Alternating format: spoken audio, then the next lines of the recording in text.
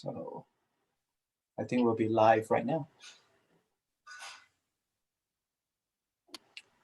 All right, guys, I'm back. Sorry about that. Oh, hey. Oh, you can make them. Okay, Chair, I think you're ready to go.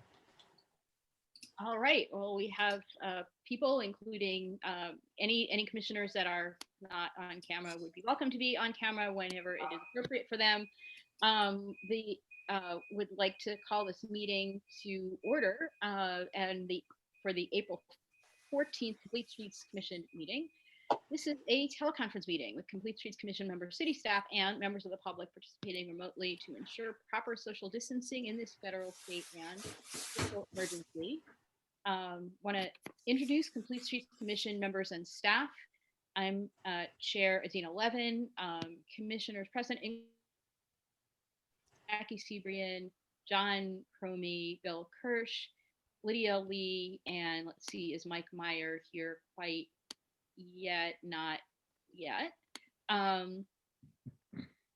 Let's see, commissioners absent include Patrice Espinosa, and Mike is not yet in attendance. Staff present include Kevin Chen and Patrick Palmer. Patrick, can you please provide instructions for the Complete Streets Commission and members of the public on how the meeting will proceed from here? Yes, thank you, Chair Levin and members of the Complete Streets Commission. Welcome everyone to the April 14th Complete Streets Commission meeting, and thank you for attending. At this time, we ask that the members of the Commission please remain on screen for the duration of the meeting. You will be able to control your own webcams and microphones. Staff will engage webcams and microphones to make presentations and respond to the members of the Commission. For members of the public who are in attendance and wish to provide public comment, after the chair calls for public comment on the item you wish to speak on, please engage the raise hand feature. I will then have the ability to open your microphone and you can provide your public comment to the Complete Streets Commission. For those members of the public who are calling in from a landline or cell phone, please press star 9 to raise your virtual hand. That includes the instructions, and I return the meeting to the chair. Okay, thank you very much. So we're going to move on to reports and announcements, and under this item, staff and commission members may communicate general information of interest regarding matters within the jurisdiction of the commission. No commission discussion or action can occur on any of the presented items. Kevin, do you have any reports and announcements today? Yes, I do. Thank you, Madam Chair.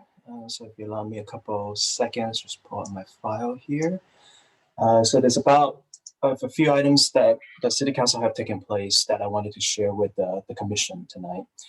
So first and foremost, the City Council authorized the City Manager to negotiate a scope of work for the upcoming housing element update.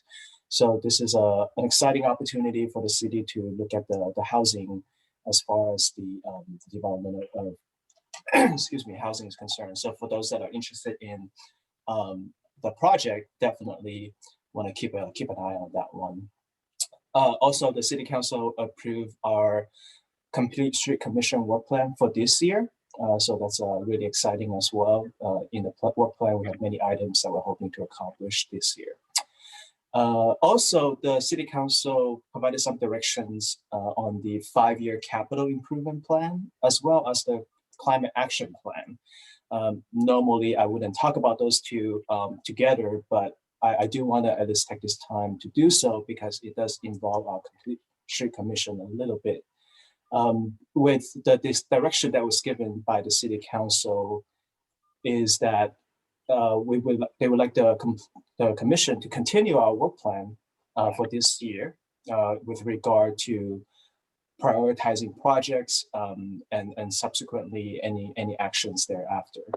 But also one of the requests or one of the asks that was received by the City Council was for next year to perhaps have professional staff to help the Complete Street Commission in terms of how to create a proper target for BMT reduction. And then that's where the tie-in of those two plans is potentially significant there. So definitely something that we want to keep an eye out on for our next work plan as well. So that basically concludes some of the reports and announcements for the City Council meeting. I do also want to just quickly highlight that for those that are interested in the Dumbarton Rail project, there was a community meeting that was held by the Samtrans on March 15th. So it was primarily a meeting to discuss transit mode options as the project continues for the Dumbarton Rail. So for those that are interested in that particular project, the meeting itself as well as the presentation are all available online. And the idea is that they will return to the Samtrans board sometime in May or June with an update as well. So again, for those commissioners that are interested in the Dumbarton Rail project, definitely want to stay tuned for that one as well. So with that, I will conclude my reports and announcements. Thank you. All right, thank you. And then do any commissioners have questions or anything to add under reports and announcements? Let's see, I am not seeing any, yeah, Bill. Kevin, you said next year VMT Council wants to hire a professional to work with the Complete Streets Commission on ideas to pursue VMT reduction? Right, so the goal is to potentially establish a VMT reduction goal. So in this case, you know, obviously the commission as a whole, we have valuable experience, but it is a bit more technical in terms of actually establishing some of a goal number. So for example, our CAP, we have a goal of reducing, you know, vehicle miles travel, greenhouse gas by 20%, 25%, I believe was the number. So something like that. It's not necessarily something that the commission needs to take on, but it was something that was suggested by the city council. So as the year moves on, we certainly will have an opportunity to discuss that and see if that's something that the commission wants to take on as well. So they'll just come up with a number like 20%, 10%, but will they come up with specific projects to get there?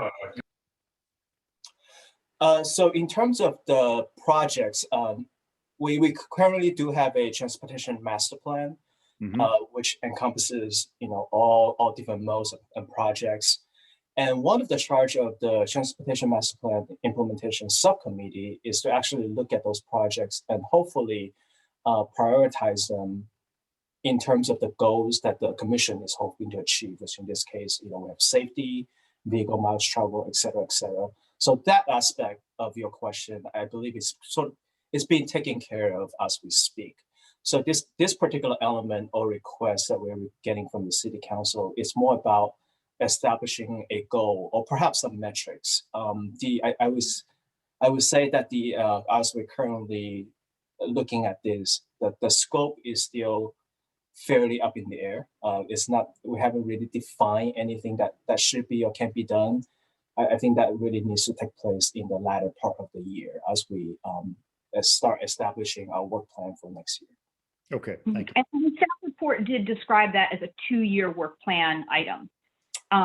So that is, I'm not 100% sure exactly how it was captured in the city council motion, but that was what the staff recommendation was. And we can, under the TMP implementation subcommittee, we can talk about that a little bit more because it fits within that bucket of things. Okay, thank you. And Katie has a hand. Hi, sorry, I was unmuted before when I thought I was muted. So I wanted to mention that if anybody grabbed the San Mateo Daily Journal yesterday, there was an interesting article in there about a local law firm that took the trouble of mapping the most dangerous locations for cyclists in San Mateo County. And one of them jumped off the page at me. I can send you all the link. But this one is important enough that I just want to flag it because we have flagged it as a commission before, and I don't think at the time it merited attention by the city, but I would say that now that it's sort of being publicized, the city may want to reconsider. It's the intersection of Van Buren and Ringwood at the bottom of the bicycle bridge. That is literally what they're calling the #1 most dangerous intersection in San Mateo County for cyclists. And I think, we've asked at some point for city to consider, maybe putting a stop sign there because people can speed down Van Buren and cyclists coming over the bridge A lot of them are kids and they're not necessarily inclined to stop or look as carefully. And those tend to be the accidents you see. It's kids at the intersection. So I just wanted to flag that for staff. And I can send you all the study. But considering the TMP as a living document, and considering that there are full stop signs at the other intersection on the other side of the bridge, and considering the vulnerable users that are coming across that bridge and the ways we want to encourage people to use it, I think we might want to reconsider putting some kind of safer intersection treatment there. Especially, Katie, can I just add, like Yeah. because of the community center opening, like I think we would expect a potential uptick in family traffic crossing that bridge. Anyway, All I right, so. raising that is Ruthie, raising awareness of this and pointing people to the article, which I will share. Okay, thank you very much for sharing that through staff. Great, thank you. So are there any public comments on this item? I am not seeing any hands. In general, Bill, I see another hand, and please also use the feature if you can, because I can't see everybody at exactly the same time, Commissioner Hirsch. Okay. Can we agendize that item? Because that is to me, the city is just negligent in not doing something about that intersection. Everybody knows it's dangerous. I don't know how many accidents have happened. I don't know if children have been hurt or people hurt or killed, but it's terribly dangerous and there's no excuse not to do anything. So maybe we can agendize it. Is there some way we can move that project forward? Okay, so what I can do as chair is to talk to staff and figure out what the best way is to address the safety concerns that Commissioner Baruzzi brought up. So we'll run that by staff for how the best way is to elevate that. Is that an agenda item? Is it a something? But we'll certainly follow up. Yeah, I mean, it's recognized as the most dangerous spot in the whole county for cyclists.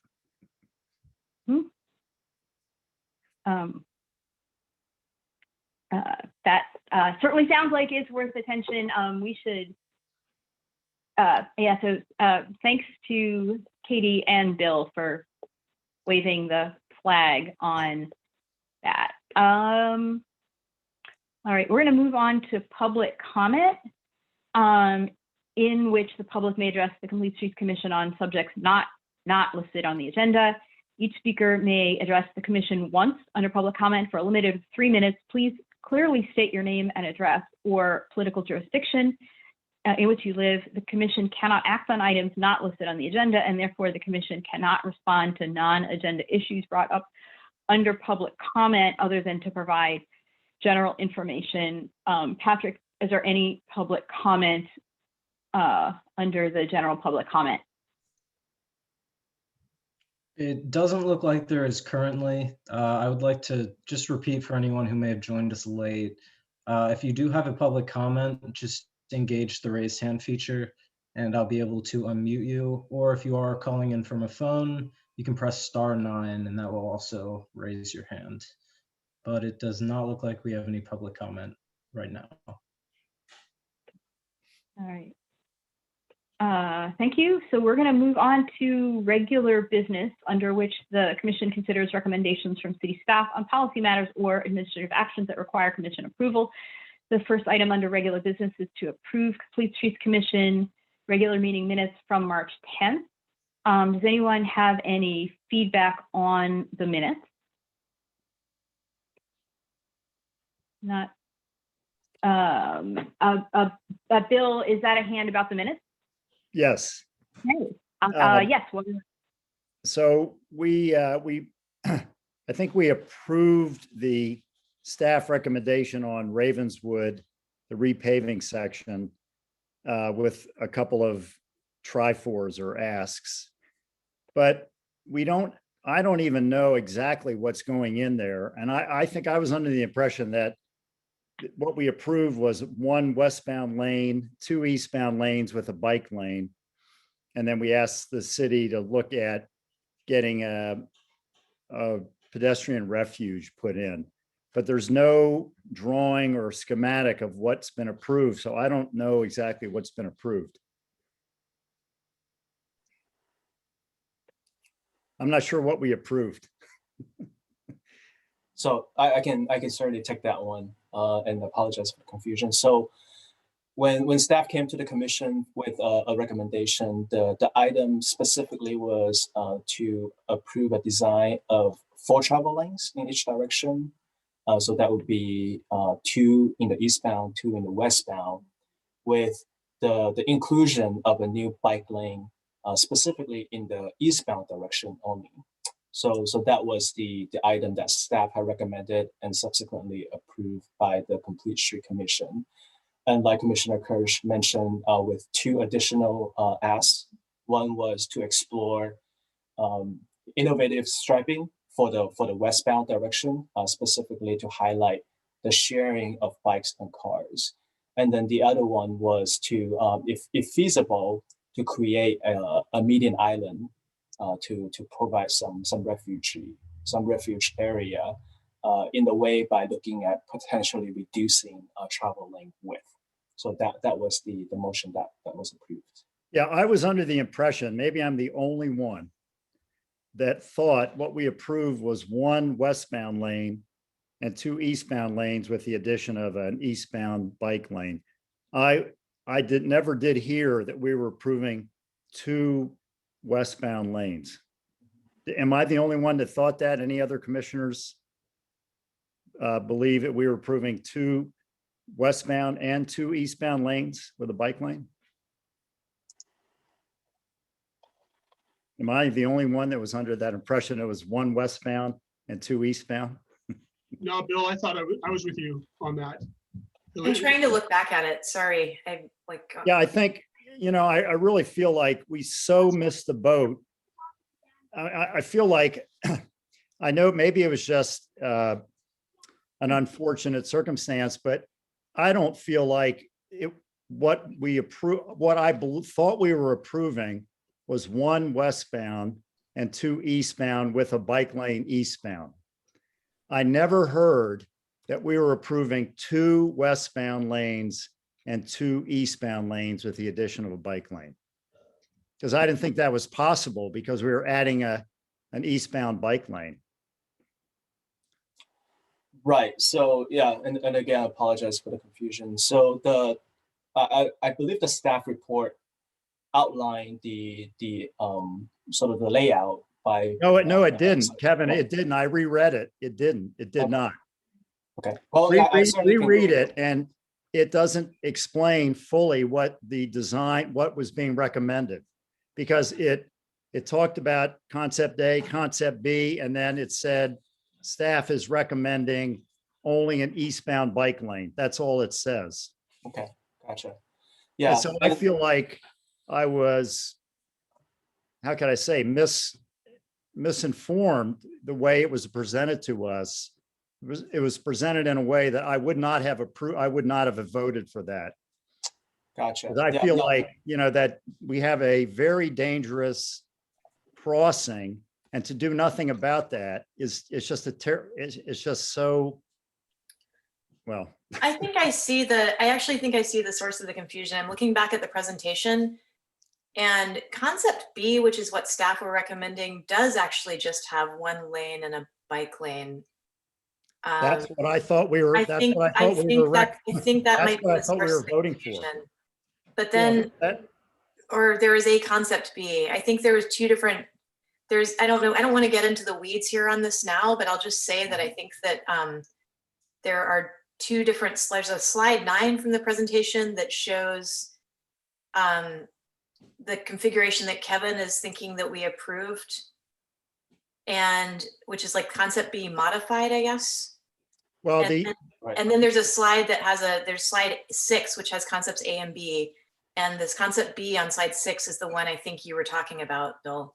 I don't think the city staff drew up the plan that they were recommending.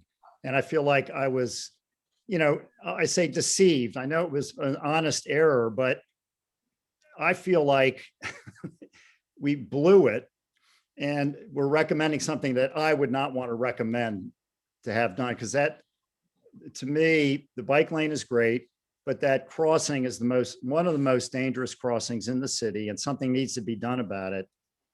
And I thought we were getting one westbound lane and that was going to help. And then if we could get a refuge, that would help even more.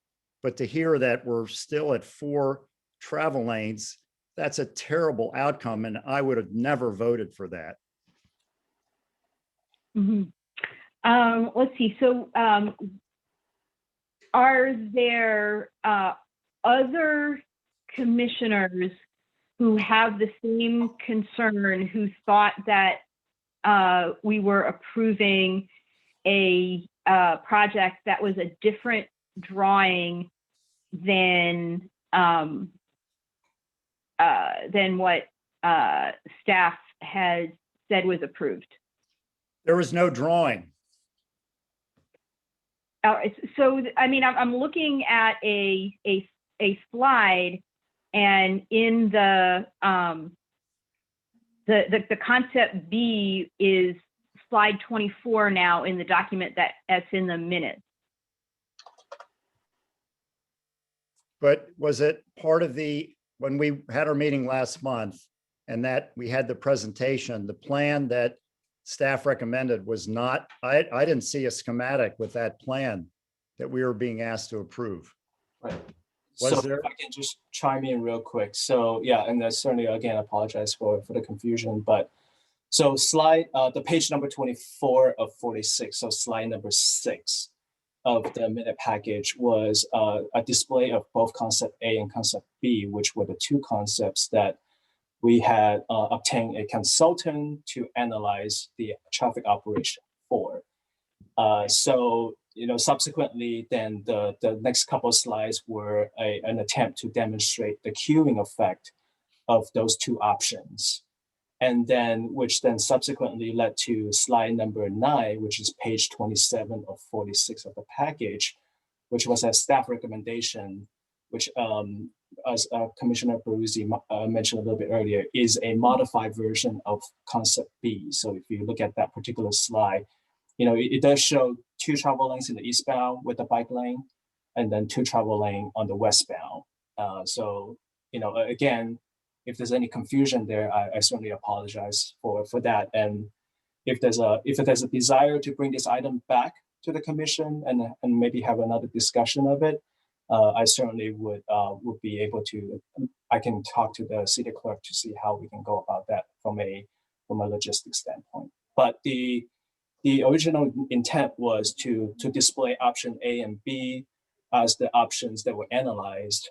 And then in the staff report, we outlined some of the pros and cons of each options, which then led to this concept B modification that ultimately was the recommendation by staff.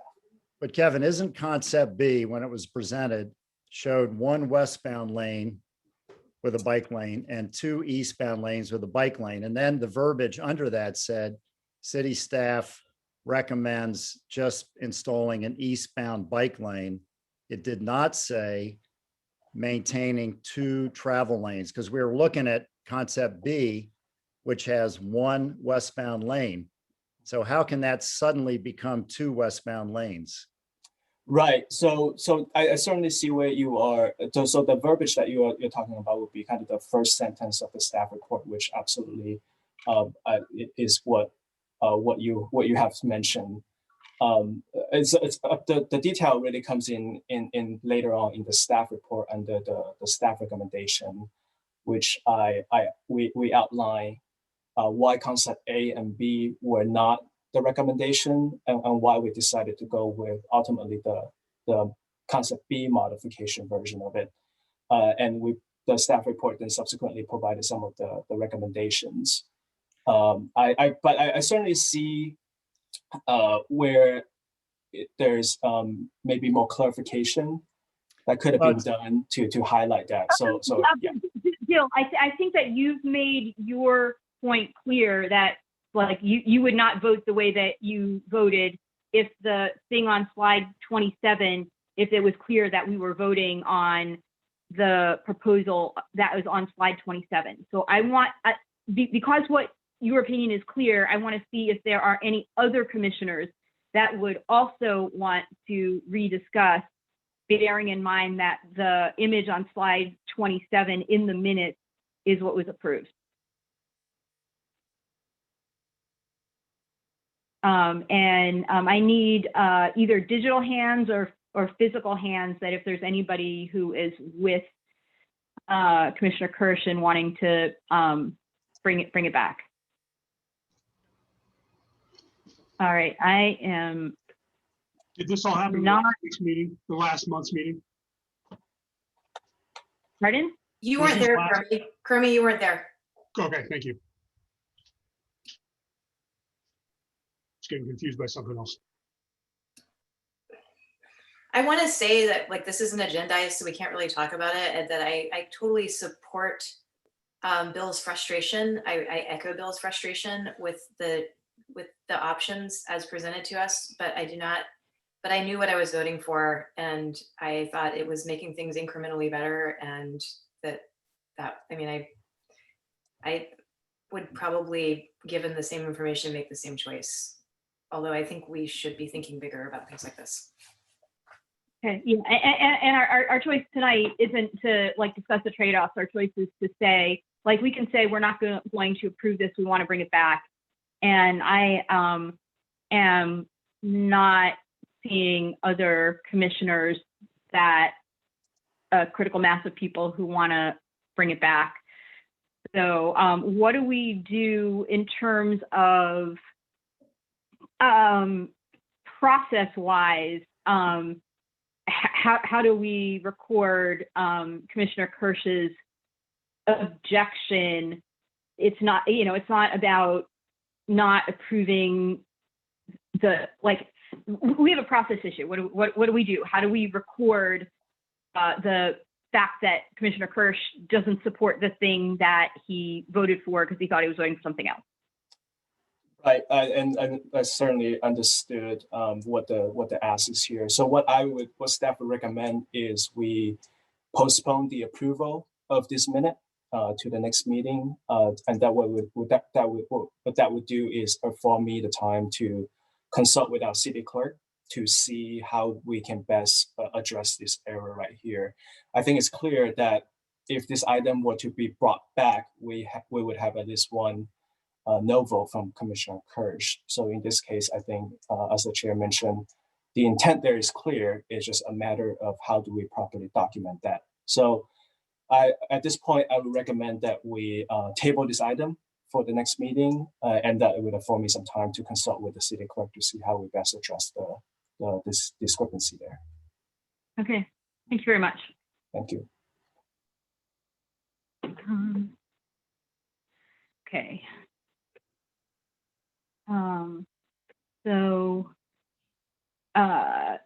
Thank you, Kevin. And we're going to move on to the main event substantive item for tonight, which is for the commission to provide feedback and a recommendation to City Council on the Transportation Management Association feasibility study implementation plan. And we will get a presentation from Nicholas He, the Transportation Demand Management Coordinator for the city. Good evening, Chair Levin, Vice Chair Lee, and Commissioners. My name is Nicholas He. I'm the Transportation Demand Management Coordinator for the City of Menlo Park.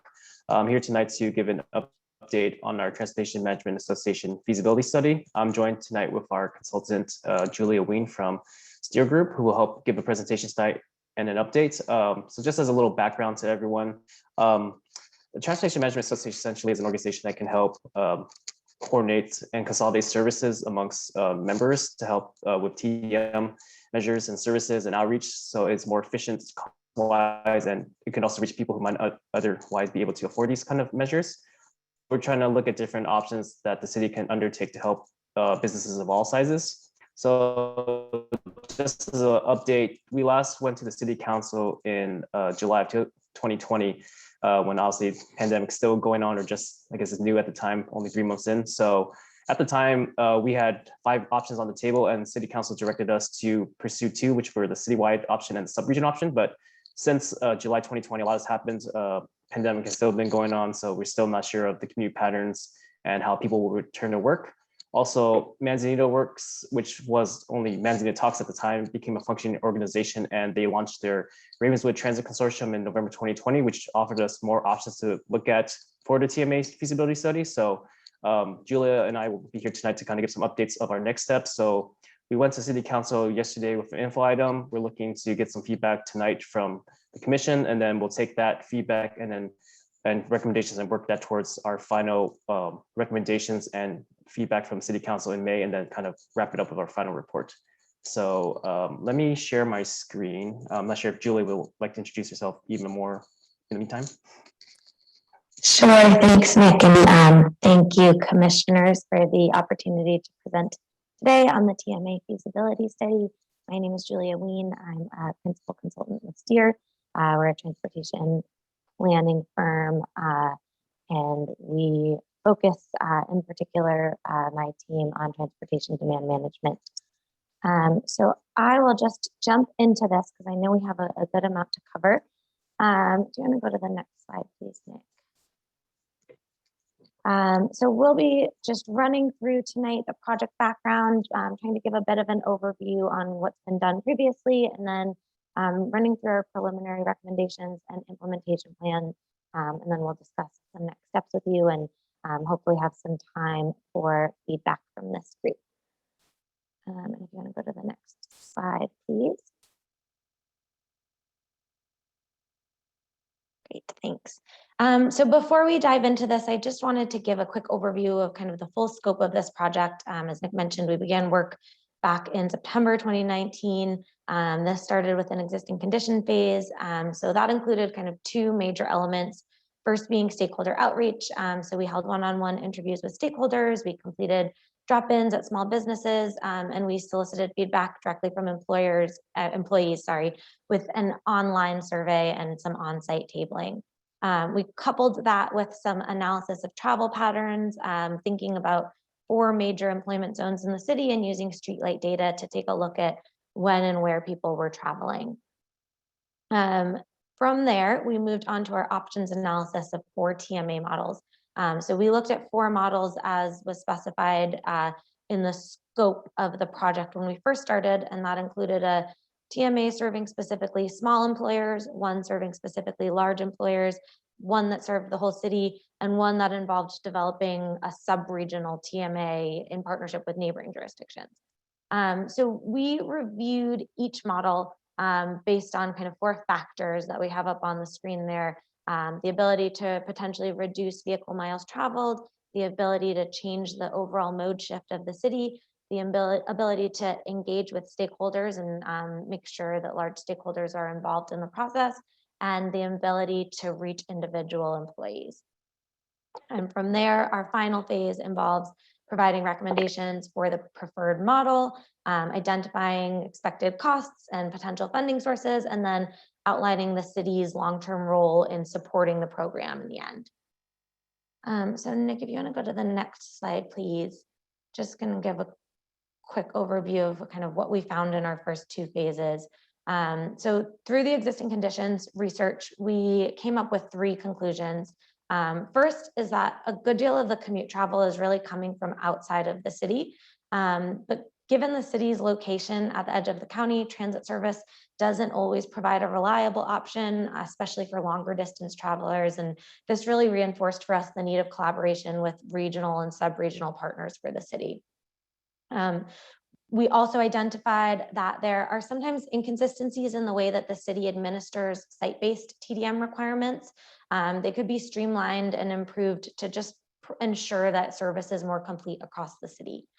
And then lastly, the employee survey and the discussions we had directly with employers identified that some of the TDM services that were expected to be the most useful, and there's a really blurry chart there on the bottom of the screen, but you can see identified through the survey, the things that were listed as most helpful for employers were a guaranteed ride home, transit subsidies or incentives, and support finding carpool or vanpool programs.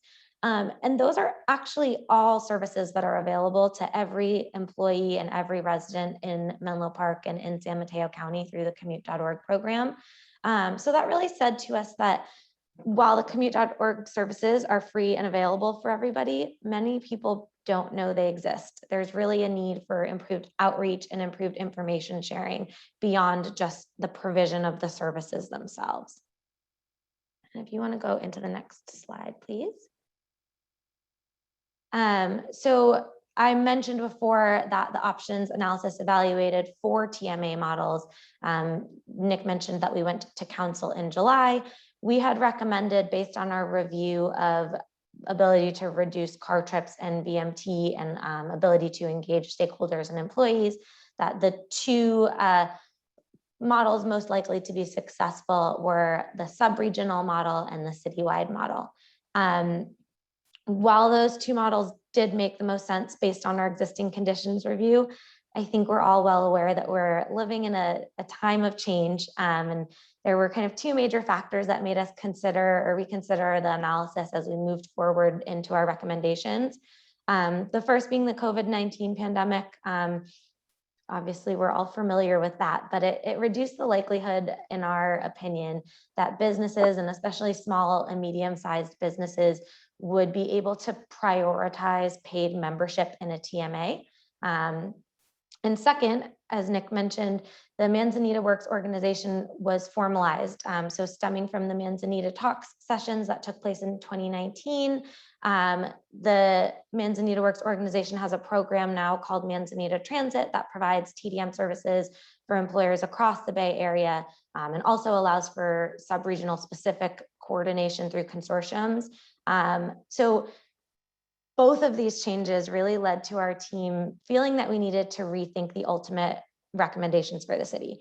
So the idea of starting a new sub-regional TMA no longer made sense with Manzanita Works and the Manzanita Transit program existing. It didn't seem sensible for the city to reinvent the wheel and create a separate sub-regional organization. And while the existence of a sub-regional TMA is something that we really are excited to see, the city merely joining doesn't provide the direct unsolicited outreach that we identified as a need for employers. Similarly, a separate citywide TMA no longer seemed sensible either. In our experience, employers who are not familiar with TDM want to see commuter services and TDM services presented to them in a really succinct, efficient manner. And the idea of creating a third organization in the city would dilute the message for employers. And so it didn't seem like a sensible option anymore when we had the opportunity instead to consider more productive partnerships with organizations that already existed within the city. Next slide, please. So before we get into the recommendations themselves, I do want to provide just a quick overview of those 2 organizations I've alluded to already a little bit, Manzanita Works and commute.org. So starting with Manzanita Works, they are an organization that supports workers across the Bay Area with issues surrounding transportation, housing, and wellness. And they have a program called Manzanita Transit, and that focuses on goals related to TDM and accessibility for Bay Area workers.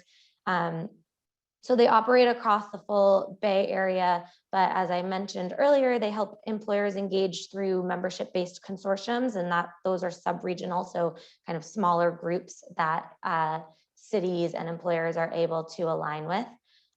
They offer currently free service for essential workers, and they're exploring additional options for more shuttle service down the line. They provide transportation guidance and counseling to employers across the Bay Area, and then members of the sub-regional consortiums are able to collaborate and share best practices more formally through the consortiums themselves. They also complement the commute.org services by connecting employers with resources that are available through commute.org. And they're exploring the creation of some of their own commute TDM programs as well. Next slide, please. And commute.org is an organization that provides TDM and commuter services specifically to San Mateo County employees and residents. So they have a long list of programs that are provided to all within the county at no cost. That includes a guaranteed ride home program, carpool and vanpool, ride matching and subsidies, a free transit ticket program, rewards and incentives, and then education materials that they provide across the county. Commute.org is operated with a board of directors, and while most cities in the county are members of the commute.org with a seat on the board, Menlo Park does not currently have a seat on the board. Next slide, please. Oh, next slide again, sorry. So based on our slight pivot, we came up with a list of recommendations that really centered around these three objectives, and we'll get into them in a second. But first, thinking about endorsing and supporting regional and sub-regional TDM efforts. As I mentioned, this is something we really identified as a need in our existing conditions research, and it's something we really think should be a focus for the city. Second, ensuring that TDM support is available for all businesses. And I think in addition to it being available, we really want to stress that TDM support should be available and visible and accessible to all employers. Just because it exists doesn't mean everyone knows about it. And so we really want to make sure that folks are being actively engaged without seeking out this TDM support on their own. And lastly, the city of Menlo Park should serve as an example of an employer with a robust TDM program with working collaboratively across the region and the sub-region, and really provide a good example for other employers across the city. Next slide, please. So I'll run through the recommendations themselves, and we have kind of a summary slide at the end, so you don't have to write all this down. We can dive back into it before we get into comments. But for the first objective, to endorse and support regional and sub-regional TDM efforts, we've provided two recommended strategies. First, the city has the opportunity to join the commute.org board of directors. So that would require that a city council representative and alternate participate. It would provide the city with an opportunity to guide the commute.org organization as a board member, and be more involved in the way that they operate. And then secondly, we have recommended that the city endorse the Manzanita Works organization. So the city likely can't require that employers join Manzanita Works Ravenswood Consortium, but we recommend that they support and encourage membership where it is possible. And that potentially includes exploring options for outlining recommendations a little bit more formally. So thinking about things like recommendations in conditions of approval or developer agreements for new projects. Next slide, please. Our second recommendation involves providing direct support for employers through partnerships with these existing organizations that we've talked about. So both commute.org and Manzanita Works offer services that can be provided for free for employers. But again, we think it's really important that employers in the city receive direct and targeted outreach, particularly the smaller employers that may not be aware that these options are available, or those that might know about it but may not prioritize it unless they have a little bit of prodding or have folks reaching out to them directly. So we've provided kind of two options here for the city to consider. And just a note here that both of these organizations are pretty flexible and eager to work with the city. And so these are two options for us to think about, but we might also want to consider a combination of both of them. And this is an area where we're particularly interested in hearing feedback from the commission. So first here is working with commute.org to provide a dedicated staff resource.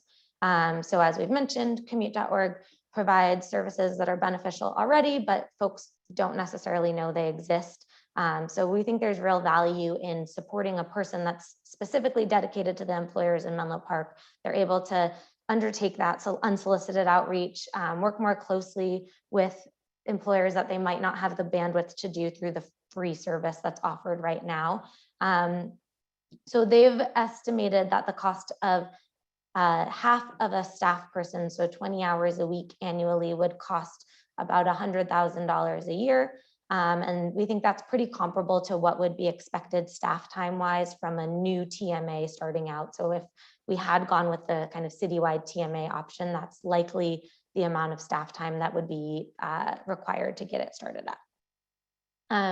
The second option is, I mentioned that the city joining Manzanita Works wouldn't necessarily allow all of the employers in the city to be part of the Ravenswood Consortium, but the city is able to actually support and sponsor the Ravenswood Consortium membership for small and medium-sized employers. So this would allow these employers, again, who might not have thought about joining the organization and the consortium otherwise, to have access to the services that they offer, and also the ability to collaborate with and learn from the others in the consortium. So Manzanita Works has estimated that the city could sponsor around 50 small employers by providing a grant to the organization for $75,000 annually. And the city can also consider being included in the Manzanita Works bike feasibility study that they're working on right now for a grant of $25,000 to be involve some specific focus for downtown Menlo Park for the bike feasibility study. So again, these are two options to help us really reach the second objective. We've tried to kind of keep them comparable in cost, but that doesn't mean that we need to definitely choose one or the other. We're really happy to think about exploring a combination of both, and really interested in hearing what the commission thinks and what their preferences are here. I'm moving on to the next slide, please. And for our last objective, again, this is the city serving as an example of an employer with a robust and collaborative TDM program. So we've suggested that if the city is encouraging other employers to take part in TDM programming, they should really practice what they preach. They should join the Manzanita Works Ravenswood Consortium as an employer member. So that'll provide the city access to the consortium. It'll give the city a seat at the table, in this sub-regional group that is really addressing problems in transportation and in transit accessibility beyond just the city limits. And it'll also provide them access to all of the services provided by Manzanita Works. So City of Menlo Park employees will be able to access commute counseling and dedicated support right now. And as Manzanita Works grows and the Manzanita Transit Program expands, the employees at the city will have access to those services as well. And then lastly, our last strategy includes the city ensuring that employees are aware of the benefits that are offered to them through commute.org already. So some of them are more heavily promoted throughout the city than others. And in particular, van pool subsidies and bicycle and pedestrian support were opportunities that we identified for a bit more promotion within city staff. Next slide, please. So we've mapped these out there, and I apologize, the text is a little small here. Just to summarize, for objectives 1 and 3, we're recommending that the city move forward with all of the recommended options. And for objective 2, we recommended that the city identify one recommendation or another. And this is due primarily to the cost of the 2 recommendations and just being sensitive to that. But again, we may want to consider undertaking either both as presented or a scale back combination of both. So we're happy to talk more about that. Next slide, please. And one more to get into the implementation plan. So we have identified a few potential funding sources as we think through particularly those objectives 2 and 3 where funding is required. So that includes reviewing opportunities to solicit funding through conditions of approval or specific plan requirements, thinking about restructuring requirements and funding streams coming through the current shuttle system. And some of that's thinking about those inconsistencies in TDM site-specific requirements that I mentioned at the beginning of this presentation. And then lastly, we've also just wanted to flag the opportunity to think a little bit more about parking revenue in the city and consider undertaking some studies to decide if there are potential parking revenues that could come out of that. And next slide, please. So when it comes to timeline, we kind of recommend that the city start with the low-hanging fruit. So these are the recommendations that have no cost associated with them. And that includes joining the commute.org board, encouraging membership in the Manzanita Works Ravenswood Consortium, and coordinating with commute.org to ensure that their services are being promoted fully for city employees. From there, we recommend that funding sources be explored in more detail. So before moving forward with the other recommendations that do require funding, just making sure that we have a dedicated funding stream that won't run out in a year. So we're not giving benefits to employees that then get taken away or something like that. And then from there, moving forward with what we're calling kind of strategy 3.1 and strategy 2, one of the options or both of the options.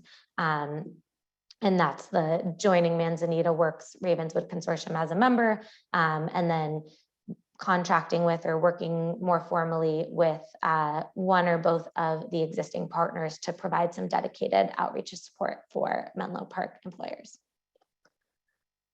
And you can go to the next slide, Nick, and I won't spend too much time on these slides because I know there's already a lot in this presentation, but we have just outlined some of the roles and responsibilities for each of the recommendations.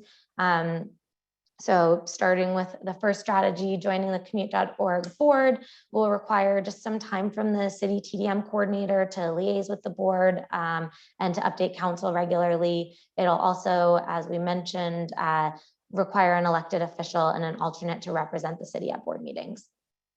Encouraging membership in Manzanita Works Ravenswood Consortium will require likely planning staff to do a little bit of exploration and opportunities for some more formal recommendation paths. And then it would also require the representatives from the employers themselves to engage with Manzanita Works and engage within the consortium. Next slide.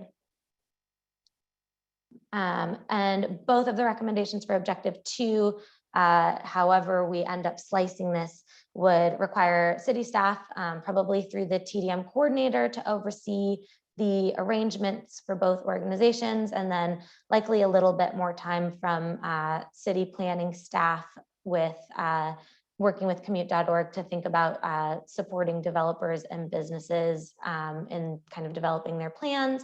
And then on the Manzanita Works side, some time from ETCs and employer coordinators to work more formally with the consortium. Next slide. And lastly, coordinating the city's position as an exemplary employer would just require time primarily from the city TDM coordinator, again, working with the Manzanita Works team and Ravenswood Consortium, and consulting with commute.org to promote their services as well. Next slide. So in terms of next steps, we're hoping to receive feedback from the commission today. And then we're hoping to present our recommendation informed by that feedback to council in late May before we finalize our recommendation report. So that is all I have for the presentation. And if you want to go to the next slide, Nick, we've just summarized those recommendations so that we can keep them on the screen for folks as we open up for discussion and questions.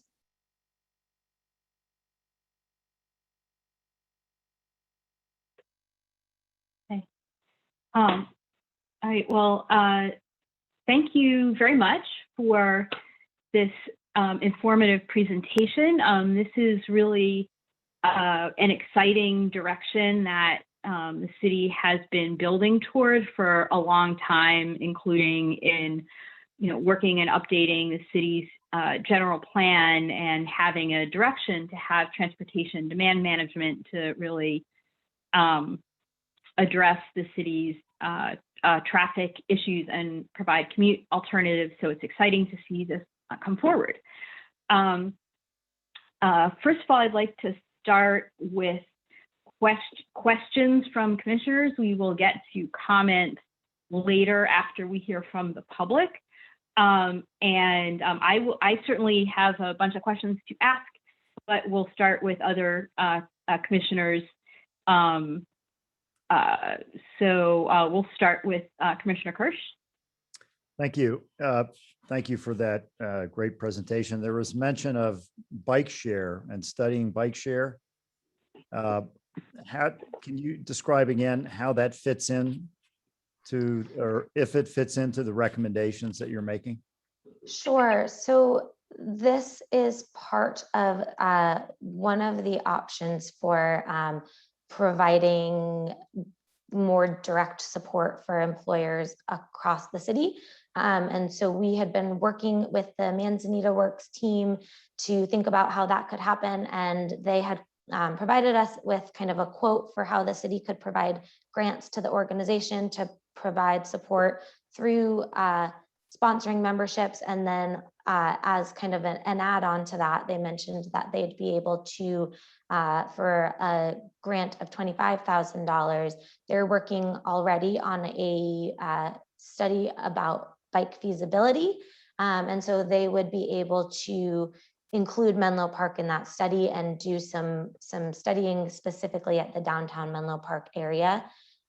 We can certainly get more information from the Manzanita Works team on that. I don't want to speak to it too much because I'm not sure exactly what's involved in the study itself. But that's certainly something we can look into further. How do we get involved in that study? That would be, I guess, my question. How can we get involved, the city, in the bike share study? So from what we've been told from Manzanita Works, they've quoted kind of a grant to the organization of $25,000. What we may need to check with them is if that's something that we can do as a standalone offer, or if it's something that would only be possible if we're also sponsoring the small employers in joining the Ravenswood Consortium. So I will have to get back to you on that if that's okay, but we can certainly look into that. I just don't want to misquote how their pricing structure works.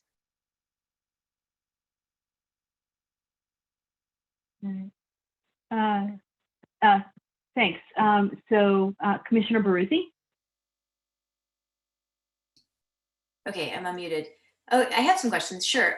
So one thing I was interested in, Julia, was you mentioned briefly in your presentation early on, it looks like you guys did some segmentation of the Menlo Park sort of market and space. And I guess, when I look at something like this, I always want more information. And so it sounded like you were using some data from the streetlight system and some other places to understand more about where people are working and where they're coming from. And I was just looking back through the report because I didn't remember seeing that. And I guess it wasn't in your presentation either. But it feels like that would be really important information for us to understand a little more about. So I'm wondering if you can tell us a little bit about, who are the people who are coming to Menlo Park to work? Where are they coming from? And the secondary question that's kind of part of that is I also noticed that over 60% of our city employees are working, or I think it was that many, are working for 6 companies. And are those companies already providing TDM services? In which case, what we'd really be looking at is the solution that fixes things for our small companies. So I wondered if you had some thoughts about that as well. Sure. So to start, I can address our methodology in our existing conditions process. We did use streetlight data. We selected 4 zones across Menlo Park and evaluated trips in and out of Menlo Park during peak hours for those 4 zones. we do have our the options analysis report that we presented to council goes into that in more detail. And I believe, Nick, you can correct me if I'm wrong, but I believe that's publicly available. So that's something we can get to you if you're interested in reviewing it in more detail. But Streetlight Data provides us with pretty good metrics on really where people are traveling when and how. And you're absolutely correct. The 60% of employees that work for just a handful of employers, lots of them do provide TDM services already. And so that's where some of our recommendations come in, surrounding really needing to make sure that the other employers, so that includes the small employers, you know, in the downtown area, but also thinking a little bit out kind of on Sand Hill and the kind of multi-tenant buildings where the access isn't as great, and there are lots of kind of medium-sized employers as well. So there are groups of folks that may be easier to target than a spread out downtown small employer group that are also good, good folks to target for TDM services. So which of, did you have a sense of, do both services, or do both commute.org and Manzanita serve those different populations equally? So I saw that the essential workers shuttles all ended in East Palo Alto. And I know that that's the site of at least one of our largest regional employers, or that's adjacent to one of our largest regional employers. Is that, are the Manzanita sort of the shared shuttle ideas that I'm kind of hearing about, I think, are those shuttles that would go through or to downtown or to Sand Hill Road, or are they, you know, are we looking at things that get to places other than the M2, which is that zone over by the Bayside? So right now, Manzanita Works does not have any shuttle services that go to downtown Menlo Park.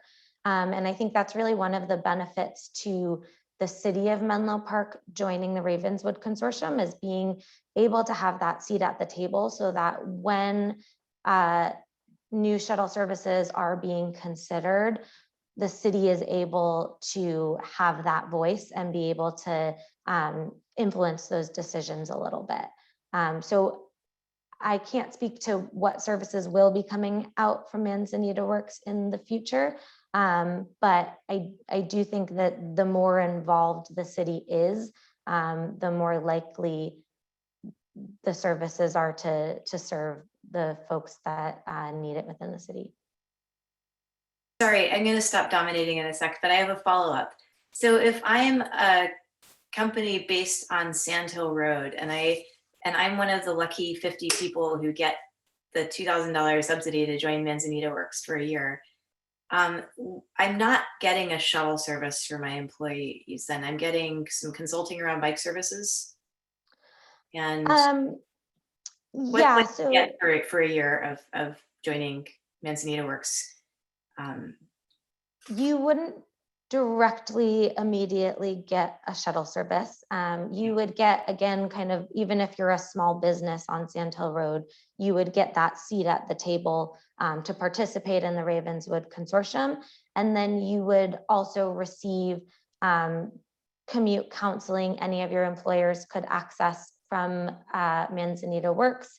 And again, they're an evolving organization coming out with new programs.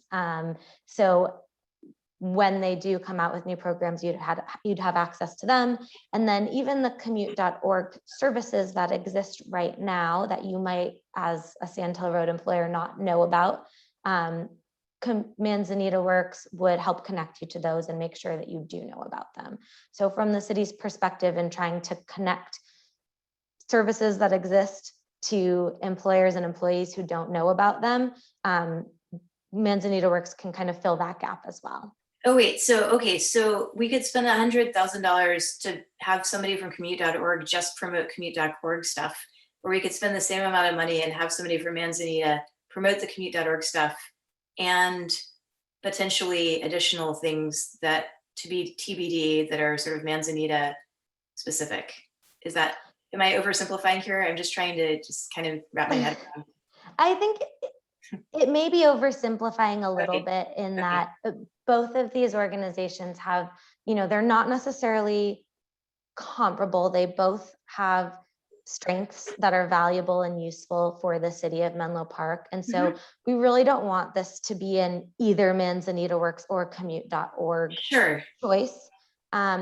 It's a little more about kind of the value of what the city is looking for right now in terms of thinking about regional and sub-regional coordination and thinking about making sure that employers are being engaged even if they're not doing outreach or actively trying to engage TDM services. And I think, both Manzanita Works and commute.org would do that in different ways.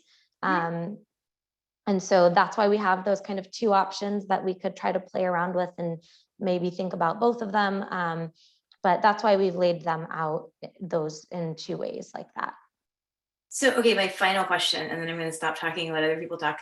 I'm curious about how and I think this was actually referenced in the report that went to council last night. The fact that there's going to be a heavy emphasis on increased telecommuting for companies that offer that possibility in the coming years, I think. The MTC, I think, has been saying this should be a strategy, right? And so I'm wondering two things. Like, one, that obviously still leaves out like retail, small businesses, I don't know, like service workers of various kinds, medical professionals, et cetera. But it also might really disrupt the existing kinds of shuttle operations that companies like Facebook have historically depended on. And I'm wondering how you were factoring that sort of late breaking transition into your calculations. And then I'll stop talking. Thank you.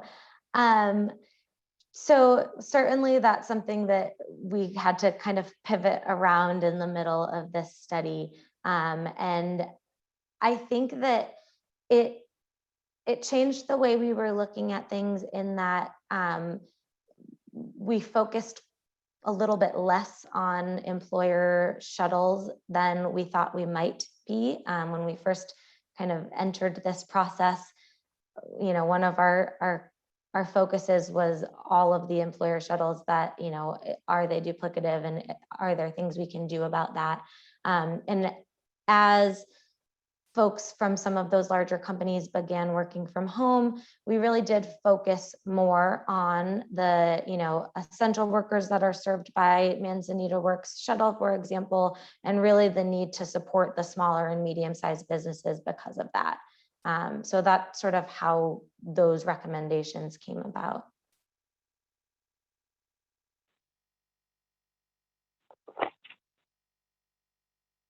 All right, thanks. So Commissioner Lee.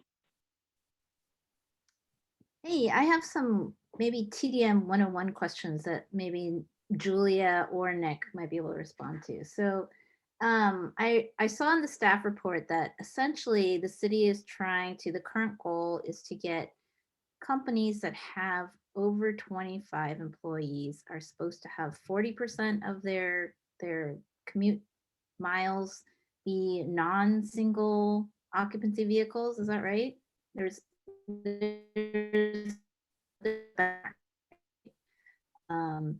And the TDM, so commute.org sounds like the carrots part of the plan. Does the city have any like sticks as well? Like, is there any, beyond just saying like, oh, this would be nice? Is the city trying to encourage the other, but I mean, I want to say punitive, but are there any, the other half of the equation? Is there anything going on there? Thanks, Commissioner. And yes, the city does have sticks in place. In particular, there's the specific plan for the M2 area that has TDM requirements included. And then the city also includes TDM in some of their conditions of approval and developer agreements for new properties. And so that's one of the things that we did identify in our existing conditions research, is that the city does a good job in making sure TDM is included in new projects.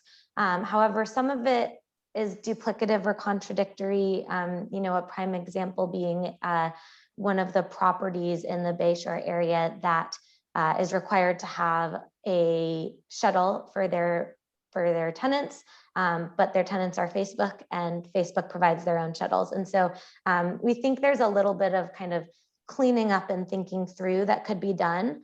And that is actually one of the reasons why we're looking at the encouraging Manzanita Works membership through conditions of approval and developer agreements for the city, because it would help streamline that a little bit rather than requiring sites to do really specific things. They could require that they join Manzanita Works, who will help them work together to come up with a tailored program for the site with really what will work best for the site. And it gives them that kind of the economies of scale, so they're not duplicating services that maybe aren't as necessary. Okay, so then another question I had was in one slide, there was a mention of how if, these small businesses were able to get sponsored memberships, you could see a VMT reduction of something like 273 miles or something like that. It didn't seem like a particularly big number to me, and I'm wondering where that came from. I mean, just so in like the staff, go ahead. In the staff report, we use the TRIMS model. It's a model that allows you to kind of input information about potential TDM services that you'd be offering and apply them to a group of employees. There are, regional data that you can put in to kind of tie it to local information. It's something that we like to use to kind of demonstrate the scale of what some of these programs will be offering. It's not something that we typically use for like an end-all be-all decision for how services are administered. It's really just to kind of show the types of impact that these services can have. And that was a daily number, just to clarify.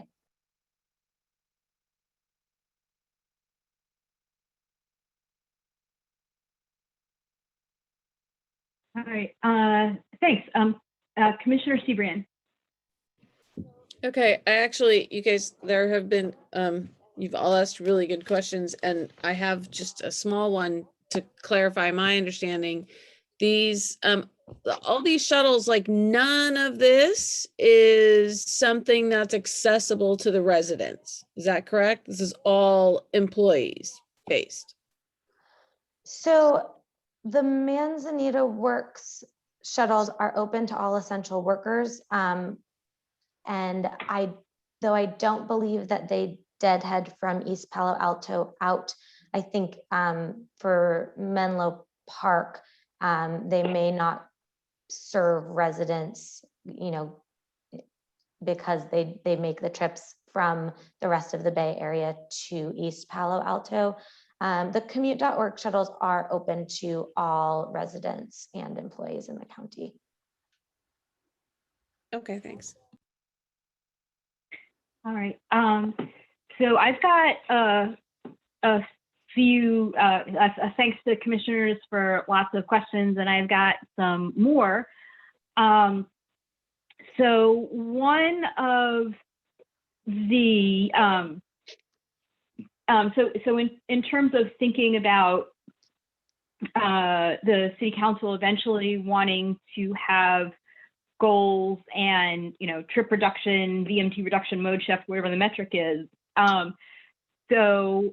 What reporting is expected from any of these programs? And I'll give some examples where the city of San Mateo has a TMA for its rail corridor plan area, and they do an annual report about all the developments in that area and whether they are within the trip limits that they have. And the city of Mountain View has a TMA, and they also have reporting. I think they do mode share reporting. So are there what is expected in terms of reporting from any of the programs that are being recommended in the staff report? Thank you for the question. So both Manzanita Works and commute.org are able to support sites in kind of reaching development requirements, which often do require annual surveys at the sites. So I think either option would allow for employers working with these organizations to survey annually, and that information could be reported to council annually. However, I think that back to Commissioner Lee's question about requirements, I think that that's really where some of that would need to come through if the city wants to ensure that reporting for a larger base rather than just the folks working with commute.org or working with Manzanita Works are surveying annually. I think, you know, it may be something that we could work into a contract with either organization that anyone they're working with in Menlo Park needs to survey annually, and both of those organizations could support them in undertaking those surveys. So it would really just be up to the city in terms of what they want to require. Mm-hmm. Okay, and so those are annual reports, which are a very traditional kind of TDM report. Is there any value to also doing empirical streetlight style assessment and to see, is there any big picture change?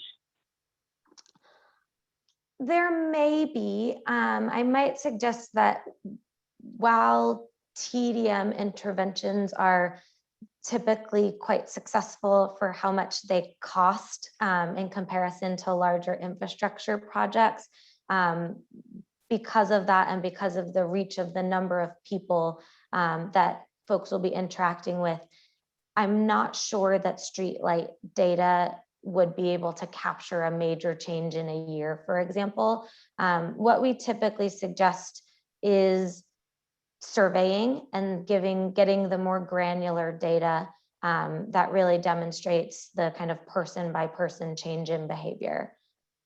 But there's certainly value in the city continuing to utilize streetlight data and looking at particular sites, for example, that we know have new TDM programs or requirements to see if we're able to pull out any change there as well. Mm-hmm. Okay, and I have one question about the essential worker shuttle that was in the report. Is that something that is an ongoing service? Is that available now, the one between East Palo Alto and other locations? Is that a current offering?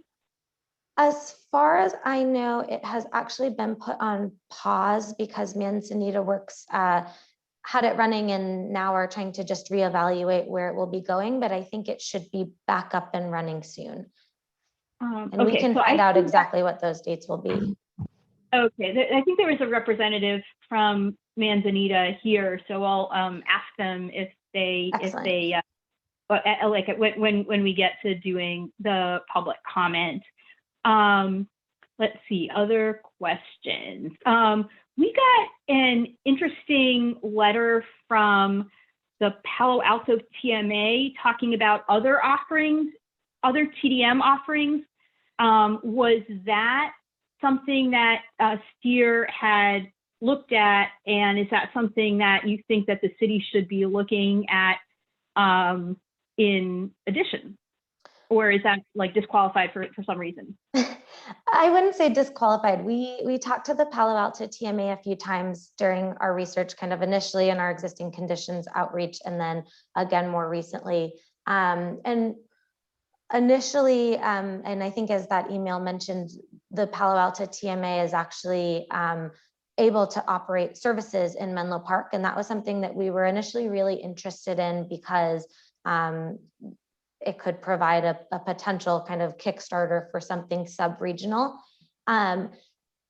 Once Manzanita Works, once we found out that Manzanita Works had become more established, our feeling is still that because Manzanita Works exists and because commute.org exists, adding a third organization into the mix in Menlo Park doesn't quite make sense to us. I think it, it just dilutes the message of TDM across the city. However, the Palo Alto TMA is doing some really interesting and innovative things. And I think, it would make sense for the city to continue open communication with the Palo Alto TMA, potentially partner with them through commute.org and through Manzanita Works, rather than having the Palo Alto TMA come in and provide those services in Menlo Park. Mm-hmm. So that's why that wasn't included as a recommendation. But I think, certainly partnering with other TMAs and local organizations makes sense. Okay, and speaking of that, given the fact that there's these various different organizations providing different combinations of services, at what point would you recommend, like doing pilots from a variety of options versus doing an RFP? I think that pilots make more sense in this situation, only because the organizations that exist right now are really different. And I think that the city can really benefit from what both of them can offer. I would worry that if an RFP went out, it might be too specific and the city might end up missing out on kind of either side of benefits from both of those organizations. If the city did want to go that route, I would just suggest that it is done kind of in coordination with some of the other recommendations that we've included, such as joining the commute.org board of directors and potentially joining Manzanita Works Ravenswood Consortium as a member. So I would just suggest that it kind of all come in coordination if there is going to be an RFP that gets put out. Mm-hmm. Okay. And then I think I have maybe one more question, and I might have more after we have some public comments, but there was a fairly confusing line in the staff report that said that the Manzanita Works had asked the city to sign an NDA in order to get cost information. And my question there is, like, is that and this may be also for city staff that deals with a variety of vendors, is that a common thing in the public sector to sign an NDA to get vendor information? Yeah. This is probably something I think you mentioned that Mila may be on the line, so she can probably speak to this in more detail. I think because Manzanita Works does work so closely with the private sector, that is where this is coming from. I'm not sure that I typically see it in TDM public sector work. However, I think because of the stakeholders involved and the way that the consortiums were put together, that's the way that that's moved forward. But I will certainly, when we get to public comment, it's something that Mila may be able to provide some more insight into. Right, but before we go to Mila, I'd like to ask city staff, is this something that city staff like has done in the past or typically does in terms of working with vendors? Is that a thing that is typical or atypical for a public sector buyer? Me personally, I haven't encountered this as much, but maybe Kevin can speak more to that. Maybe he has more experience in if he's encountered NDAs or not.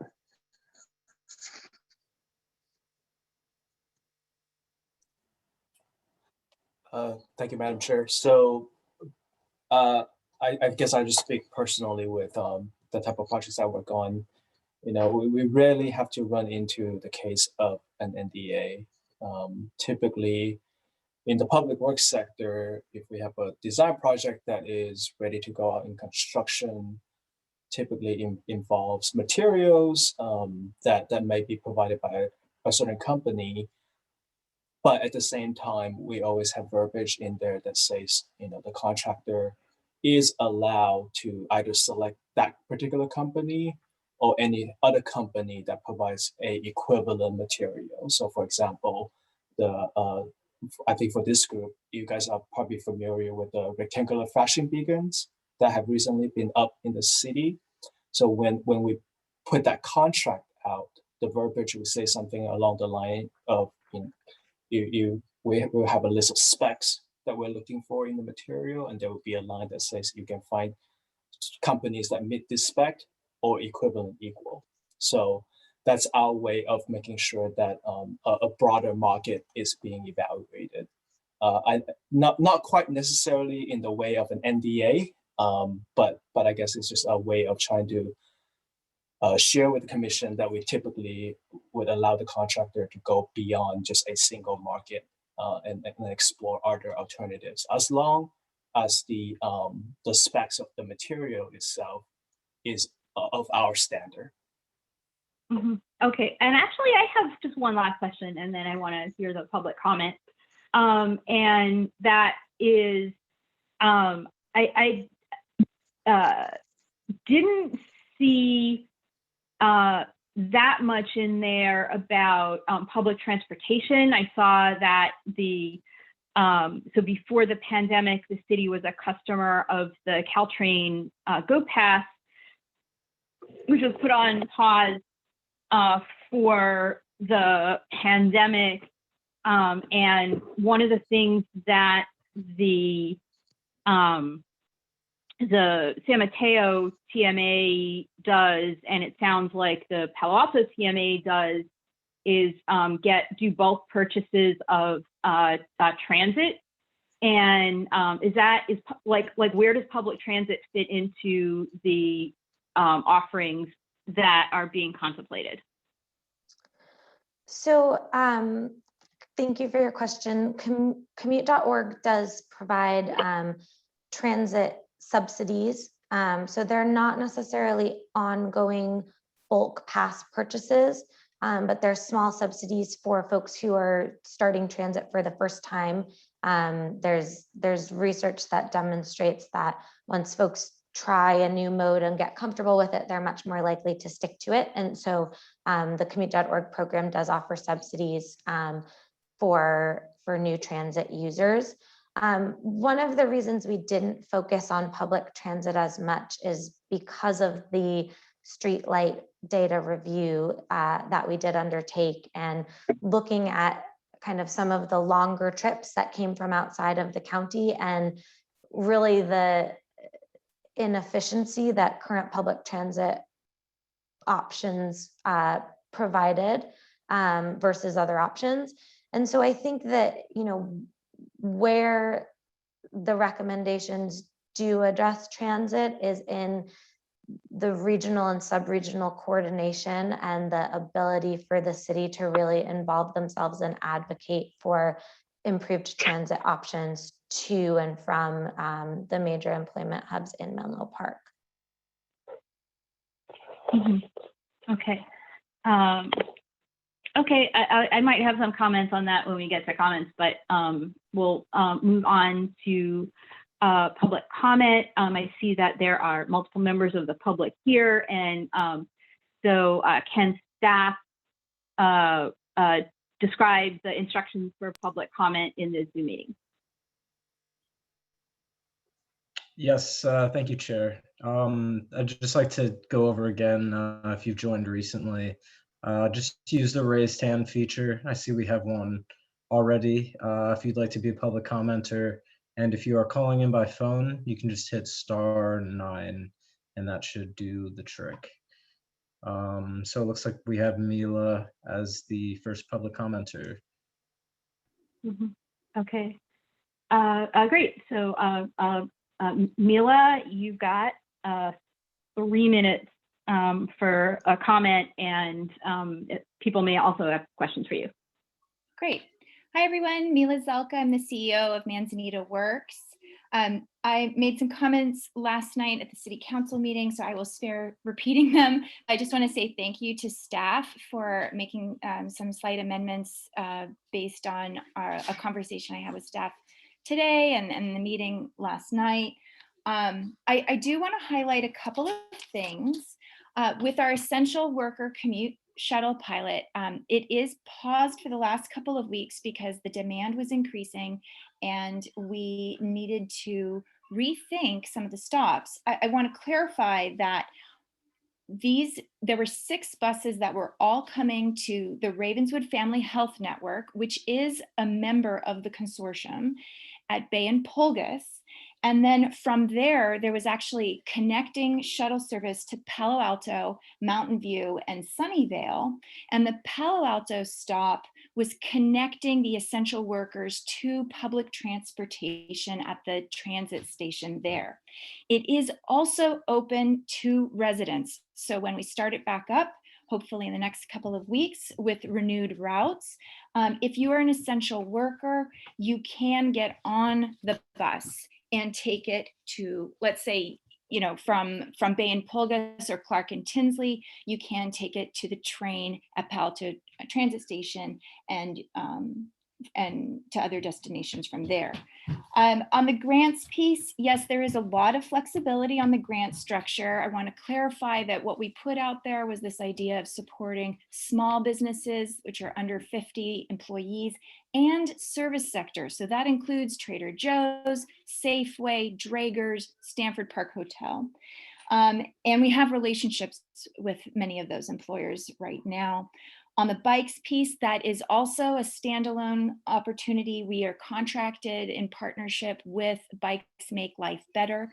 They are working with us on our bike program feasibility and visioning work for the whole subregion. We will be doing some specific visioning and feasibility study work on 1 or 2 downtowns, but we hadn't necessarily picked which downtowns, and it would be wonderful to receive a grant to include Menlo Park as one of the downtowns. It actually then frees us up to look at a few more while we're at it. So that's that piece. On the city piece, city outreach, I just want to clarify that the number in this presentation is not our membership because of the mutual non-disclosure agreements, and this was touched on also in the questions. Really, the rates for joining the consortium is proprietary at this time. We hope that a year from now that's not the case, but it is a mutual non-disclosure that not only protects our consortium because it is a novel model that is new in the marketplace, but it also enables the partners at the table to share origin destination information with us about their employees and to feel secure about that. So it does go mutual, but I'm not a lawyer to outline it. And the last thing I wanted to say is that we do have guiding principles that shaped the creation of this program, 2 of which are social equity as a founding principle and strengthening public transportation in the long run. I'm really pleased that we have wonderful relationships with the public transportation providers that serve your community. And when we formally are in a position to publicly announce collaboration with them and the scope of that, I look forward to doing so. I'm available for any questions that you may have. I appreciate how Commissioner Behrouzi was asking about whether it was an oversimplified model. I just encourage you to think of us as a clearinghouse that can help connect to other existing programs. Thank you very much. All right, thank you. And we may have questions for you as we consider what recommendations to make. Are there any other members of the public who have comments that they would like to make at this time? Please do raise your hand. All right, I am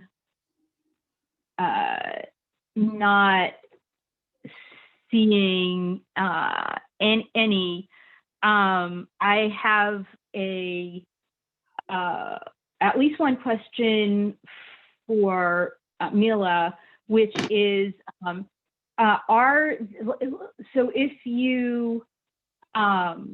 so with regard to the shuttle services, so the city of California, the governor had said that the city of California will lift COVID restrictions on June 15th. And while there's still some unpredictability in terms of vaccines and variants and whatnot, that is still relatively soon. So do you have any expectation? So if we wanted to know what what shuttle services would be available on July 1st or August 1st, what would be on offer when there are fewer pandemic restrictions, and what will be on offer to members, and what might be on offer to a member of the public that might have a need to go from East Palo Alto to downtown Palo Alto or whatever useful location. I think right now we're just not in a position to say. The group itself had a wonderful opportunity come up where an anonymous corporation said that they had buses that were languishing and drivers that were paid for, and that we could use them as we saw fit. And a coalition of voluntary civic leaders, including the Ravenswood Teacher Association, helped us shape this program as a pilot. Right now, we have a lot of demand for it, as we thought there would be. And really, that the connecting service that I described coming to Palo Alto, it was coming to Lytton and Alma, and it just would have been very easy to have it continue on to El Camino in front of Kepler's. But we also started getting a lot of calls from teachers who are trying to navigate how they're going to be coming to work. And so there were pulls in lots of different directions. And this is what we think is really novel. One of many things that's really novel about our model is that folks are actually shaping it together, and they don't necessarily all have the same ability to pay for those programs. I'm very pleased that I can name that JobTrain is part of this as a Menlo Park employer, as has the U.S. Geological Survey, a federal agency, completed a 9-month approval process to join. So what it's going to look like on July 1st, what it's going to look like on August 1st, I can't say. There might be a completely different set of programs that the group wants to pilot. It depends on the local problems they're trying to solve. All I can say is that the group is very nimble and has done some really impressive things. And I'm excited to see where it goes. Right. And so if the city was putting money into this venture and initiative, what would you be willing to share back with the city about the current state of offerings, how they are being used, and which offerings are available to the general public?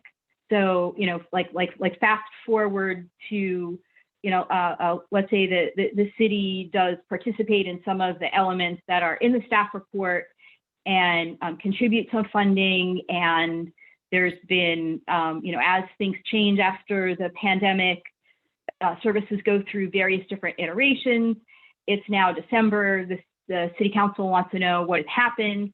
What would you be able to let them know in terms of what the services are on offer, what the usage has been, and which of the services are open to the general public?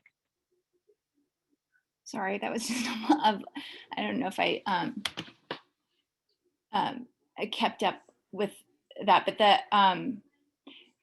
we do commute counseling right now, so that even if there's no other programs going on that we're piloting, we are able to work with employees of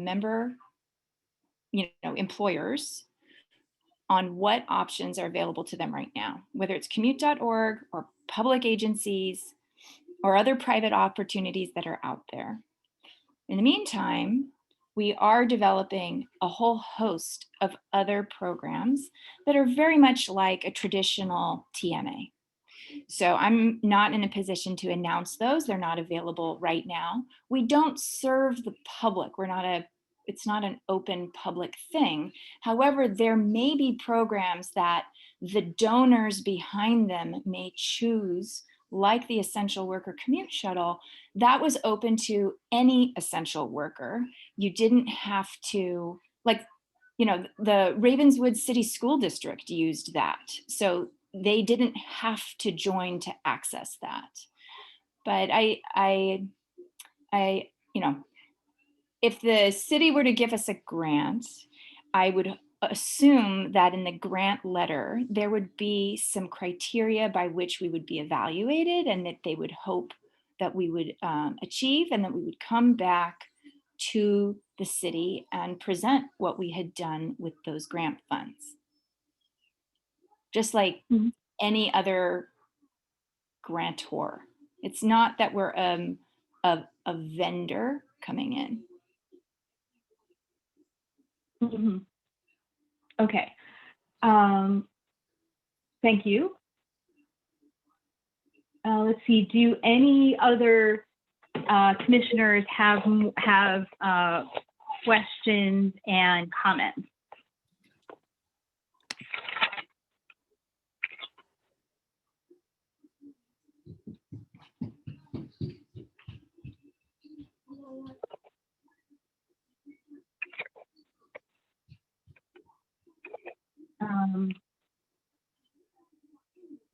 All right. I am seeing a hand from Ms. Brucey.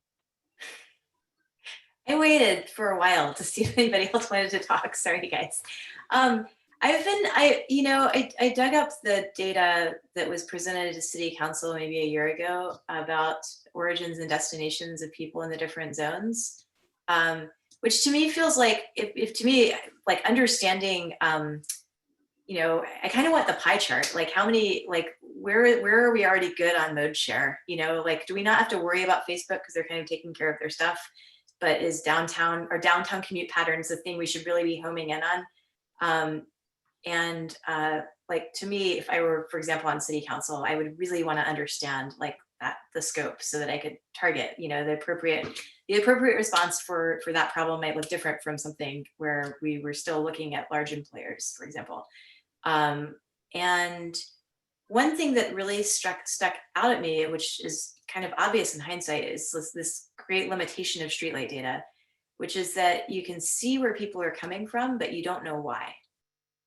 So we have employment zones, like the areas in the M2 and the South Menlo Park area on Sand Hill Road, which, people tend to go there for work and leave because of work, right? There are people who live in those areas, but you see these really kind of more traditional commute patterns. But the central part of our city, the data is kind of confounded by all these other people, parents driving their kids to school, my random trip to Trader Joe's. And it's really hard to pull out from that sort of more employer specific information. And yet that feels really important to understand. Like if we decide that it's important for us to figure out how to help downtown workers get from where they're going to downtown and back, like I kind of want to know, I mean, there must be some, I don't know whether it's Chamber of Commerce or who is there. It would be great for us to just have more sort of precise data about that, because it's possible that people are just coming from really nearby, and so active transportation is the right approach. But it's equally likely that they're coming from all over the place. But because they're such small, there's all of these businesses and people they're not very many of them from any one place. It's not really showing up in any kind of obvious pattern. So that's just a comment. But then I had this goofy question, and I don't want to put our city staff on the spot, but I noticed that there's a strategy recommended that was like, make city staff more aware of commute.org strategies, and or have city staff join Manzanita Works so our city staff can participate. And funnily enough, we were just talking with Kevin before the meeting started about his commute. And I remember Kevin used to take the train and now he doesn't. And I'm curious about whether lack of awareness of options is an issue for our staff, or whether it's more like, I know what the options are, but for reasons like the train doesn't work for me, or that I'm curious about that. And I don't want to put any staff on the spot, but if there's city staff on this call who might want to share with us the degree of awareness you might have about various commute options out there, and whether you're likely to try to do something other than drive to work if your situation changes, that could be really helpful input. And it's fine to say nothing.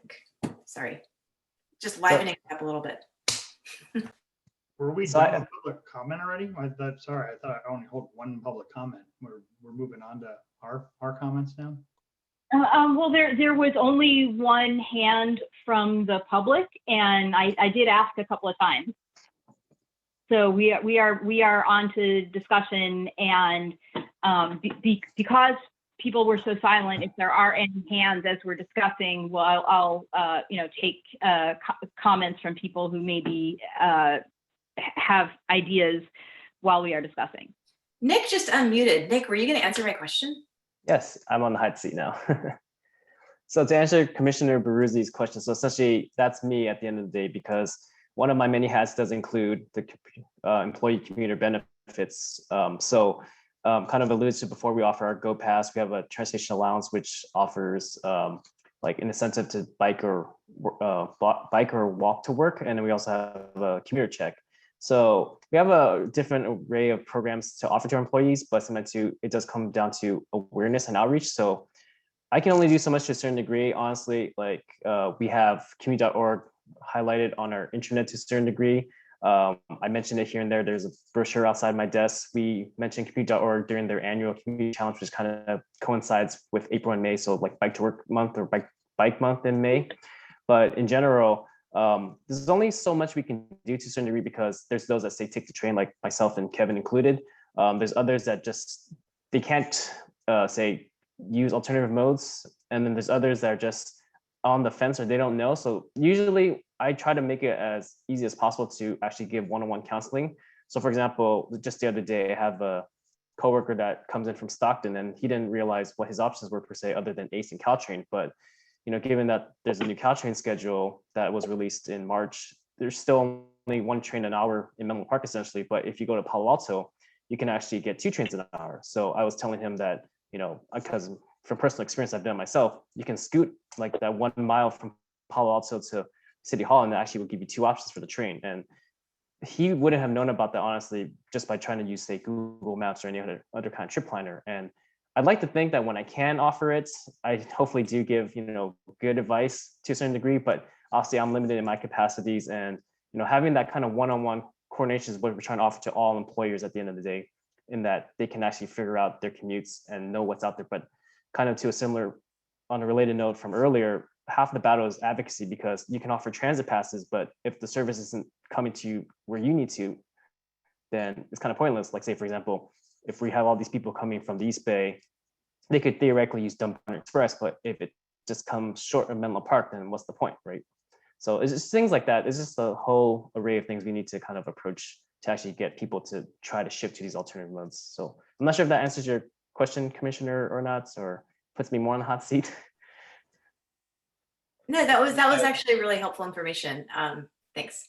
Yeah. Okay, you're welcome. And I guess I'll just chime in a little bit too, since my name was mentioned. And I will say that, Nick does a really good job internally within the city to really broadcast the type of benefits that we have in terms of TDM measures, et cetera. Like Nick just mentioned, he'll offer one-on-one sessions within the city. We have many different platforms that we communicate with the city, citywide, because we do have employees in various buildings throughout the city. It's not everyone in the city hall. So he also does a really good job of using those platforms to really advocate for, well, the availability of those measures, how to get to them, and then maybe the best way of getting to them. So I would say kudos to Nick for really making sure that the message is out there. And I would be very certain that if other companies have one of the Nicks, then I'm sure more of their employees would know about the benefits as well, because it's really doing a good job of broadcasting that. So wait, one more question for Nick. Do you do sort of an annual survey, or I don't know how many employees the city has, but it's like we're like 1% of the total employees of the city, so we're not small, right? Do you have a sense of like, almost like the pie chart of how Menlo Park City employees are currently getting to work, and a sense of where the growth opportunities are, like where there's mode shift opportunity? I personally don't have a accurate sense per se, because like depending on how you want to include the employee count, we could either be say around 200 or close to 250 to 300, including say police and temporary employees. But if I use the 200 number, I would say anecdotally, from just talking to people here and there, it seems like say maybe about like 50 people use Caltrain on a regular basis. So that's pretty good, right? That's already a quarter. The rest I can't say per se, like because we do a survey here and there, but it's either one of those annual employee surveys for the city, so we're just kind of one question out of many, and you're just kind of clicking through those, or I have to try to incentivize a survey every now and then with like some gift cards, because people don't like to respond to surveys. But I think that's the challenge right there, is like how do you engage people more so, because similar to outreach to certain degrees, that I don't think they really know all the programs and benefits sometimes, because for example, we offer loaner e-scooters and e-bikes to kind of fill the last mile gaps, but a lot of them don't know about this program, and then they had to ask around, or they finally figure out like, oh, you're the one with the toys that actually play with and actually use. And actually after using this e-bike, I've actually figured maybe it's actually not that bad to go all the way from Redwood City on a bike now, or for example, oh, I can actually scoot the 2 miles to get to the train, and it's actually opened up a lot of commutes for a lot of our employees. Mm-hmm. Yeah, so that's really interesting, and like especially as people are going to start to be able to travel more, and like there were a couple of news stories out showing that traffic, especially on the San Francisco bridges, is now like back up to pre-pandemic levels, and as more people are going to be going to office at least some of the time, that's going to be kind of bringing back the traffic. And I think it is fairly likely that these issues are going to come to the fore again. And let me ask another question about the city, and then go look at the staff report recommendations and see if we want to come up with any recommendations for the city council.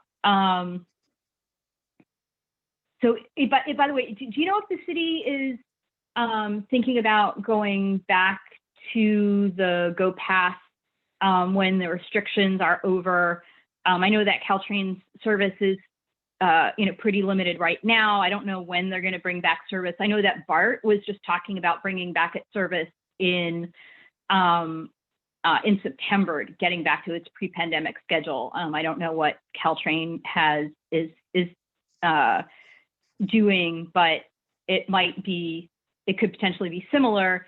And there also might be some interesting things coming forward out of the regional fair study about promotions to use transit. So do you know if the city is thinking about the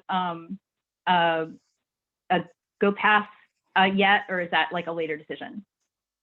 I personally don't know of what our decisions will be. I've kind of mentioned it to our higher ups to maybe hopefully make a provision for the budget, whether this year or this upcoming budget year, or maybe a mid-year amendment, because realistically, even if we were say to join at the end of 2021, it's still kind of an unsure landscape, but hopefully we would have the budget in place for say 2022 when things are theoretically going to ramp up. So hopefully the provisions in place that we don't have to ask for later on, and that it could return as one of our benefits again. Okay, and like when that comes up in the budget, there's going to be some more information coming out of some regional things. So, but that is not this conversation. Let's see.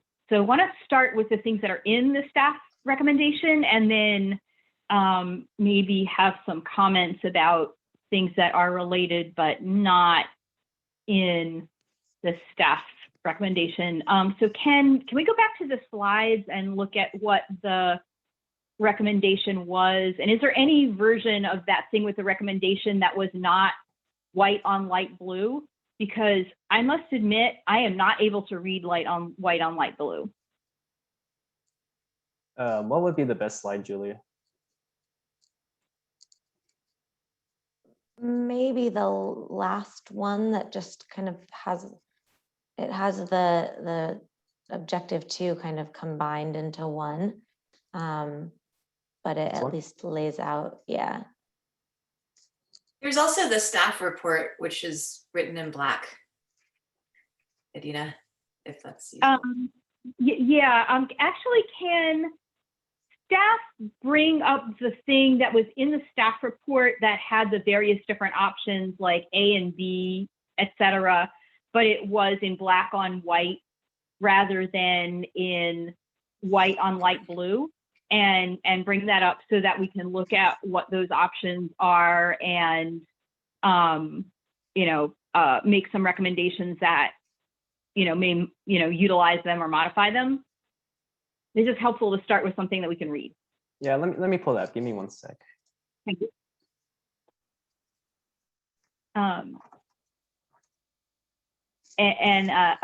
Julia, I know that this is a side point on the professional transportation analysis that your company does, but like, please consider using higher contrast than white and light blue.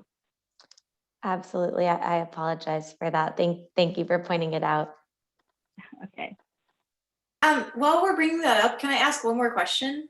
Nick, what percentage of your time would you say you spend on this sort of transportation coordination within Menlo Park? In other words, is it like a 5% part of your job? Is it like 10%, 20%? Honestly, I think it just depends on the day. Sometimes some tasks take more of my time, sometimes it takes not as much.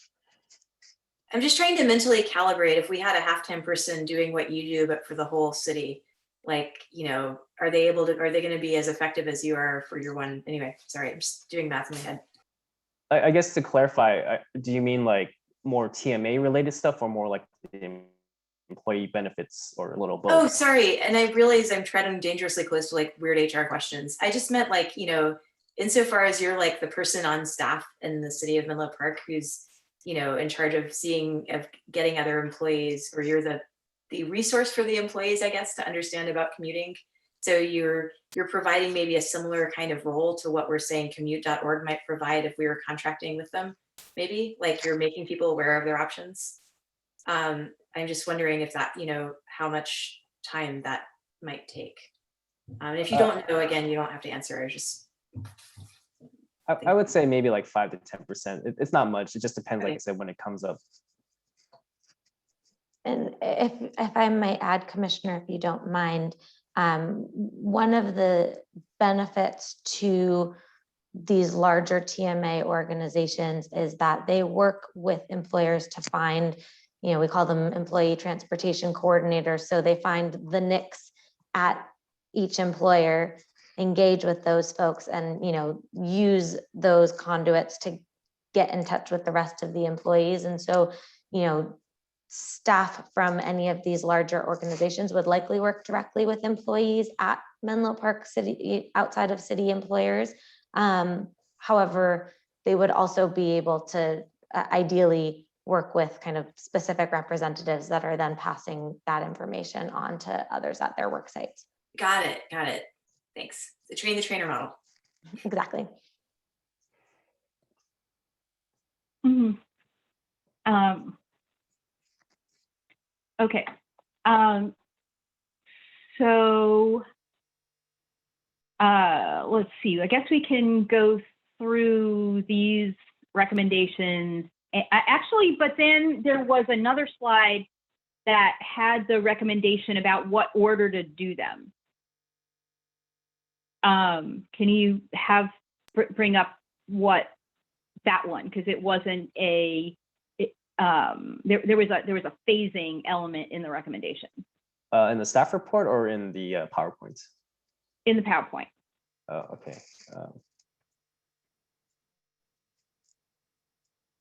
Can you still see the PowerPoint? I'm not sure how it looks like on your end. Okay, right now I can see the PDF. Oh, okay. Hold on. That same graphic, Nick, is in the report that's attached to the staff report. It is the high contrast, unfortunately, though. Let's see real quick. No, let me go back to the PowerPoint. Sorry.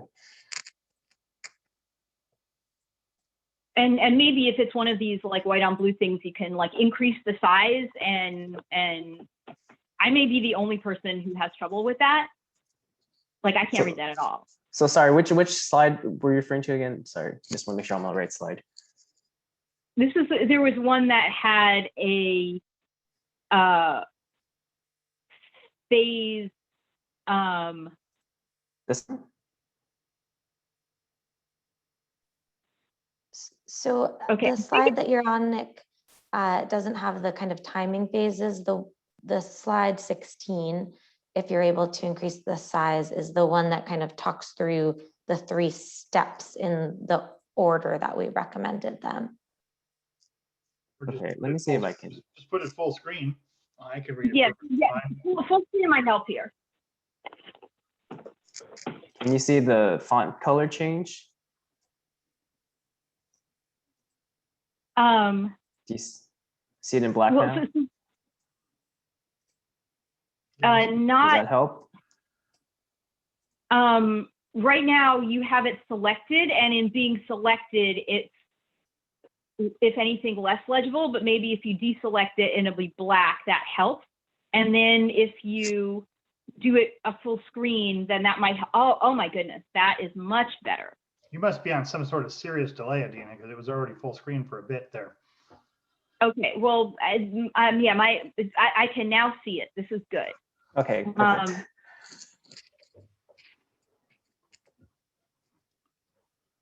Okay.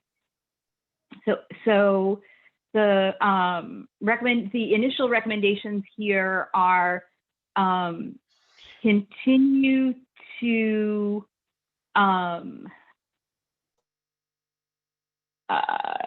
all right, I can here, let me see if I can see more than one person in this view. Yes, I can. That's good. And we can also use the participants tab.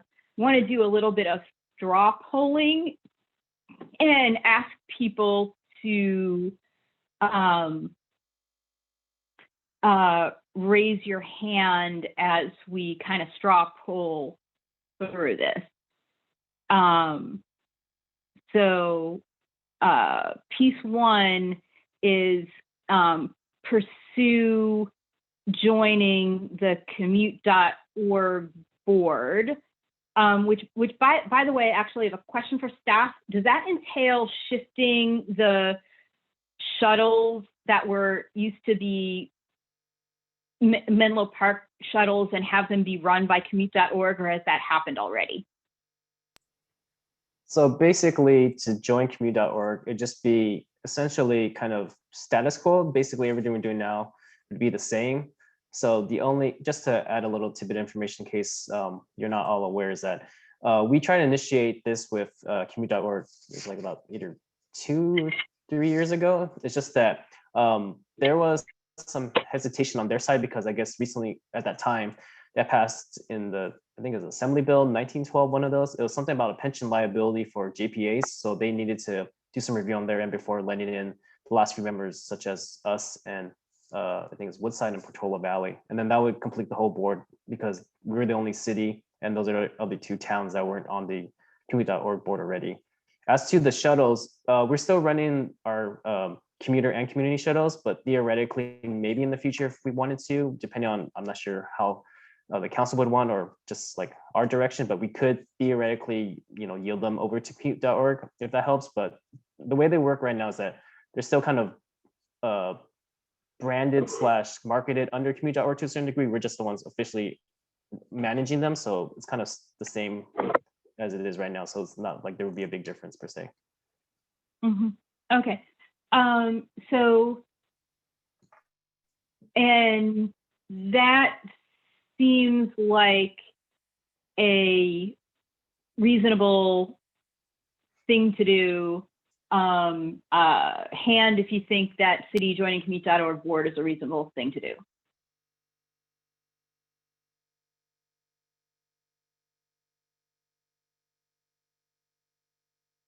Okay, so that's looking like a critical mass there. Great.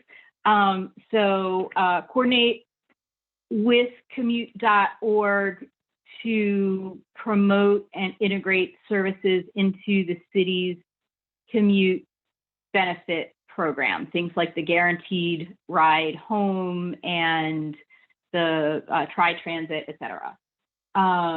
Okay, are those new hands? Katie, Jackie, Michael? Okay, we're getting critical, and I'm not raising my own hand, but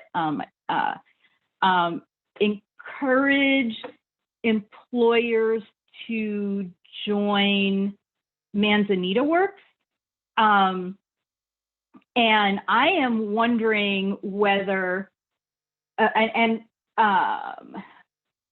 okay, so encourage employers to join in Manzanita Works. I am wondering whether we would want to have some more clarity and ask for more clarity from Manzanita Works about what the outcome is from that participation. I guess there isn't really, as much leverage if we're not putting the money in. So it certainly can't hurt.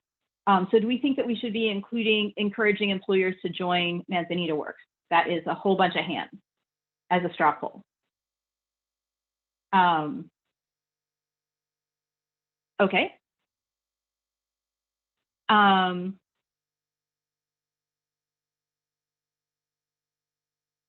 Then let's go to the strategies of the strategies 3.1 and 2A or 2B, which is going to require funding, so would not be, presumably not immediate.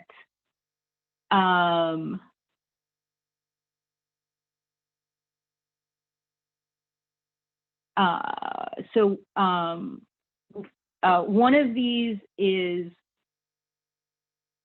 join Manzanita Works as a member, and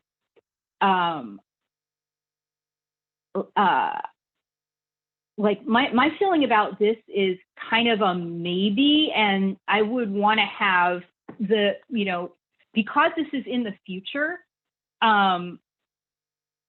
like I personally would want to see more information about the programs that Manzanita is offering, which as a new organization, there's not a lot of information about what is offering. So it is, which is understandable because it's very new and we're coming out of a pandemic. So there's a lot of variability. But I think in terms of knowing what at that time the services would be, having reporting requirements, knowing the data, knowing what the data outcomes are, and like having a clear picture of what services are provided by that membership and reporting on what the outcomes are of that membership. Also, another question I have about that is in terms of the advocacy, I think that, and I'll get to that with some more recommendations that we may or may not want to make now, but there was discussion about, working really collaboratively with transit agencies about advocacy goals, but not a lot of clarity about what that is. And in general, like for a city, knowing what the advocacy goals that the city is supporting seems kind of important from a, from the public's perspective, knowing what participation is getting you into advocating for. Is it something you think is awesome? There's a lot of awesome stuff to advocate for. I'm going to stop talking and ask for thoughts from other people. And I'm looking at the list of people and not looking at pictures. So if anybody's waving at me, I can't see you.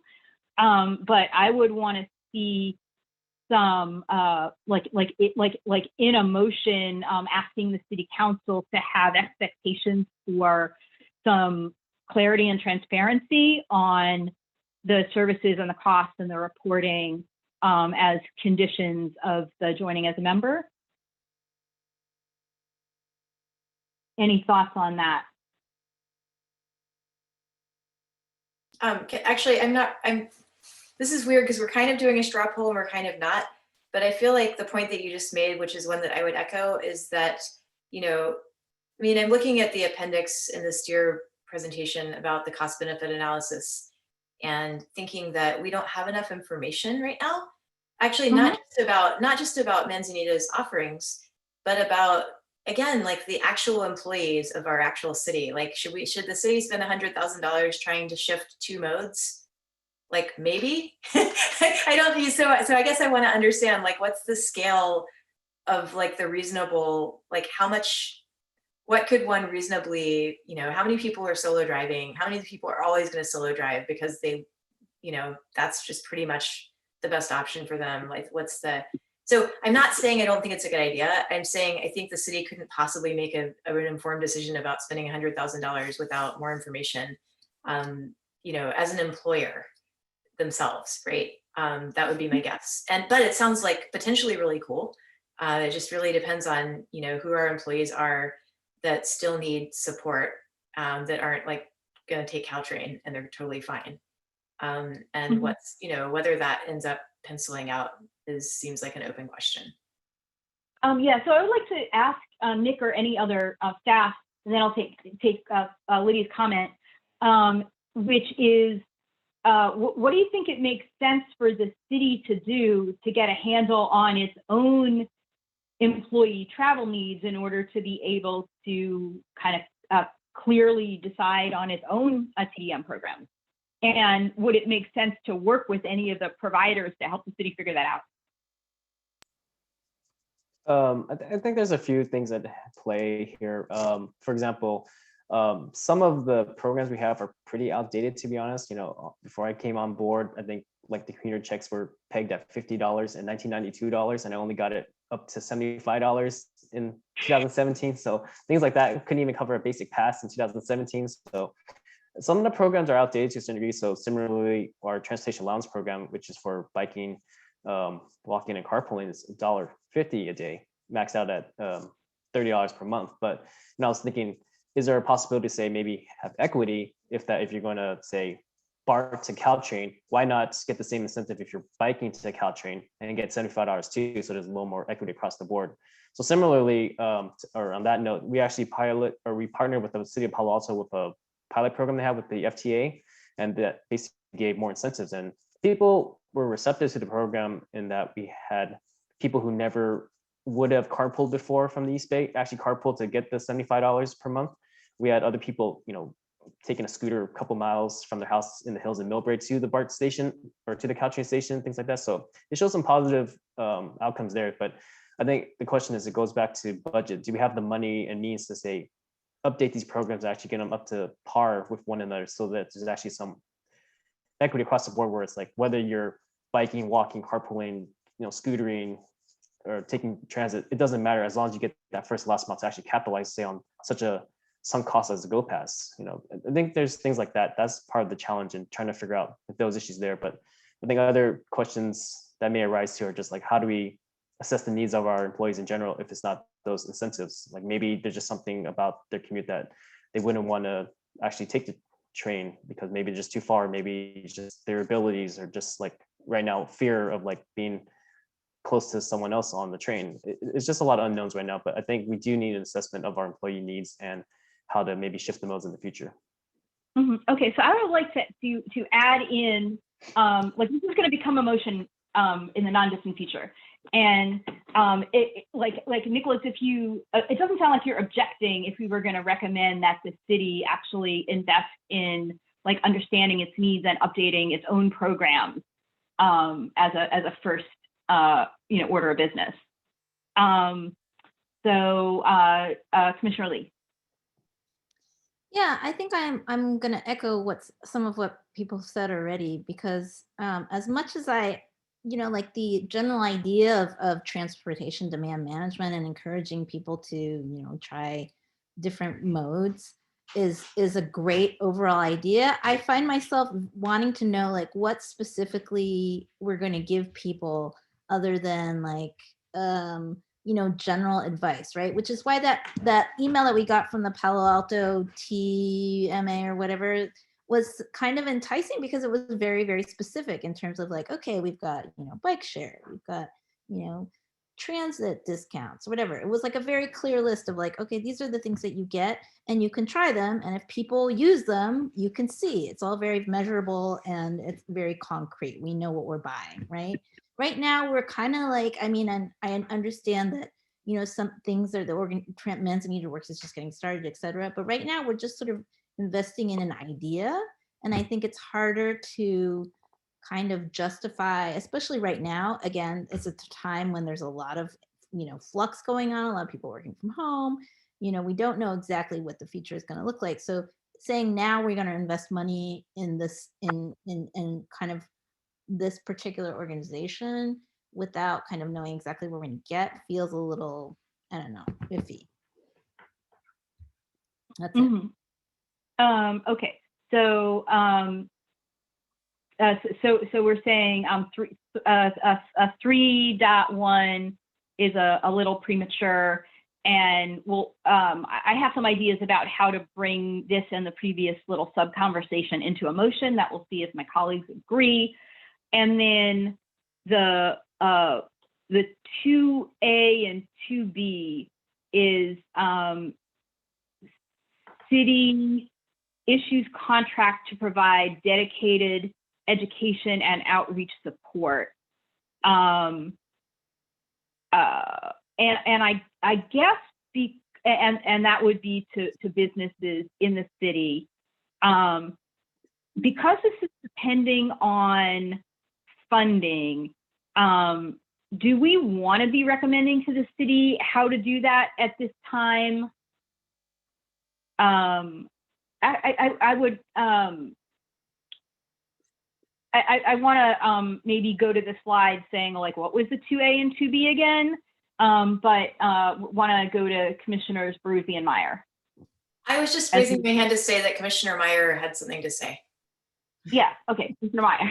Oh, that's very kind of you. Thank you. No, I was just going to flip the opposite way and say I'm in for the full deal. I'm fine with rolling and starting to try to say yes to all this and make it happen and get us some money and a halftime person and all that. And then a year and a half from now, when they actually fund something, we'll get rolling on this happening. Probably about the same time people feel like they're not going to die if they get on mass transit. So I'm fine with going as whole hog as we can go as a recommendation. Okay. So can staff and consultants flip to the which one was the 2A and which one is the 2B?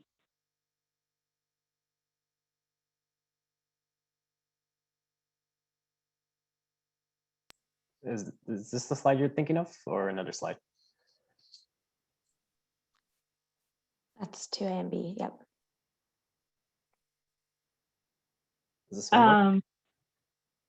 Yeah, just do it full screen. So I love that 2A. I think that's great.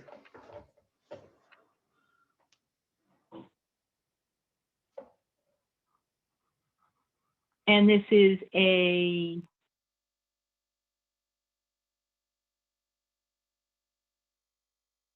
all right. And this is where we're being recommended to choose one or the other. Any thoughts from fellow commissioners on the 2A and 2B?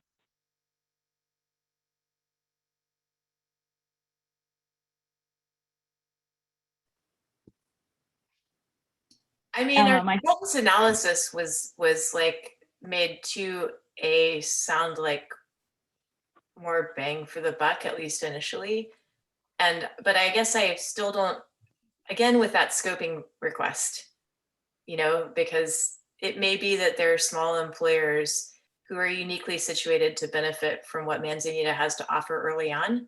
Like maybe there are small employers or essential workers in the northern part of our city near the Bayside, again, who, you know, they're like low hanging fruit and they're like ripe for collaboration with some of the bigger players, but that's probably not our Sandhill people, and it might not be our downtown. So I guess I would have questions about both, and the first one seems a little more obvious to me, but I mean, I kind of agree with Michael too, that throwing, you know, collectively, like, I don't know, we spend a couple $100,000 putting up Christmas lights in the winter.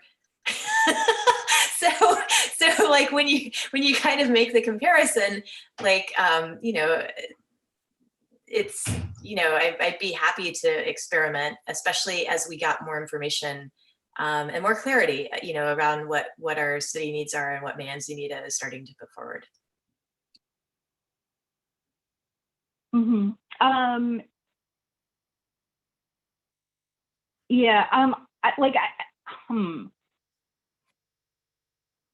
Yeah, Commissioner Kirsch. I like option B because it feels like something's going to get done in option B, where, what is it, 50 small businesses will become members and can learn about what the offerings are, can get involved. Maybe they'll step up and get more active in this program. And then it includes money for a bicycle. I guess that's a bike share study for downtown. So my vote would be to have option B in there. If we're doing both option A and option B, fine, but option A alone, I don't know, it doesn't sound like much really happens. Option B, folks are actually going to become members. We're going to get a study on bike share, and maybe something will come of that. Mm-hmm. All right. So I think so I want to hear from Commissioner Segrant. So one of the thoughts I had during the presentation was that there were some possibility of little pieces of both.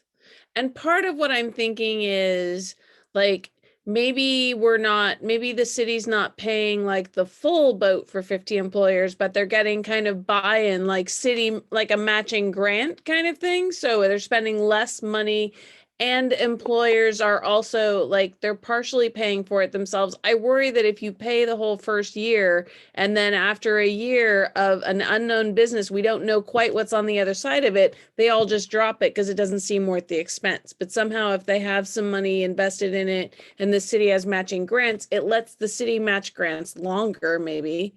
And I agree that there are just a lot of unknowns about it.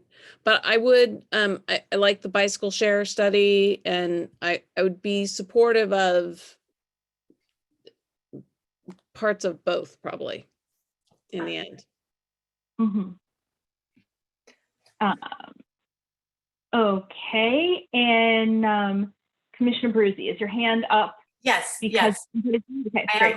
Yes. No, I just had this other kind of epiphany, which is that we're looking at two different things here. So what commute.org is saying is they're going to do sort of more proactive and targeted outreach with these two options, right? To city employers to let them know about things that they are already qualified to use for free. In other words, like this could be, okay, so just bear with me for a minute. This is an investment that we wouldn't necessarily need to keep paying year after year after year. It's not like I'm buying a membership to the gym, and when I stop paying for it, it goes away. It's like somebody taught me to ride a bike, and they didn't have to keep teaching me because at some point I learned. And I think that's an important distinction to make. And I'm not sure if I'm understanding this correctly, but like if the need out there is for people to understand what's available to them and to take it and then to take advantage of it, especially within small companies, you don't have to work too hard to change the culture. Like you're either going to or not. If 5 out of 15 employees start taking the train or riding the bike, they're not going to stop because the next year we're not paying the coordinator to tell them that they can still do that. Whereas if the money that we're paying is enabling us to be part of a shuttle arrangement, that's going to go away if we don't keep paying for it. Do you understand? So it's almost like one of these is a transportation pass, potentially includes a transportation pass, but maybe not, we don't know yet. But it potentially enables people to access sort of kind of shuttle share thing, which is cool. But that would be something that one would have to, I imagine, keep paying into to participate.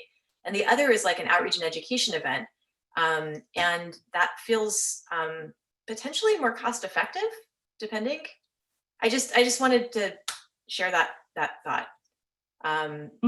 If the goal is education and mode share and sort of like culture shift within organizations, we might not need to keep doing the heavy lifting of outreach every year. Yeah, and I guess my question about that would be because there is employee turnover. So maybe like, one person has learned something and they've developed a new habit, but then you have a new set of employees and they need to learn new things. So I think that there probably is a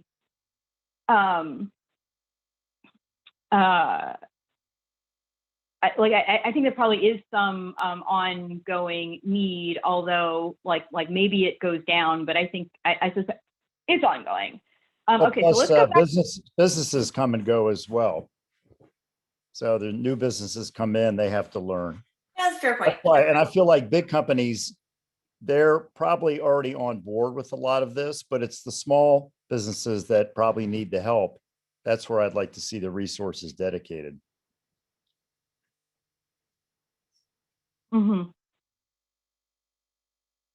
Okay. That's why B to me sounds like maybe a better option. I don't know.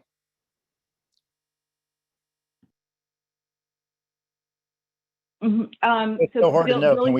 Can we make a motion to just include all of this? Yeah, let's go back to the overall summary slide and try and wrap this up into a motion.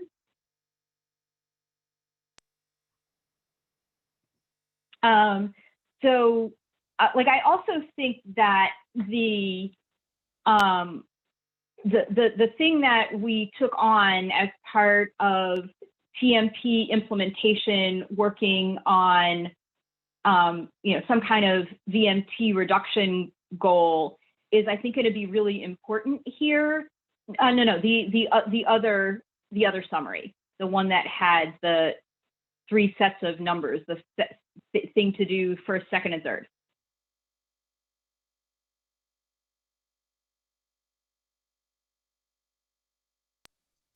Which slide are you 16, Nick. Can 16? you go back to the slide that was up This one? earlier that had the 3 sets of things to do? This one? Yeah, that's it. Okay.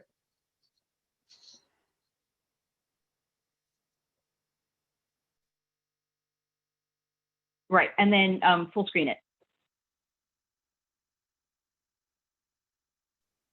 I already see it full screen. Yeah.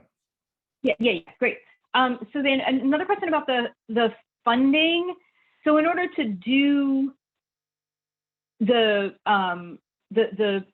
third box here, so Nicholas, are you recommending that this go into the budget for the coming year? Like, is this something that City Council would fund for the 2021 for whatever the next fiscal year that starts this summer.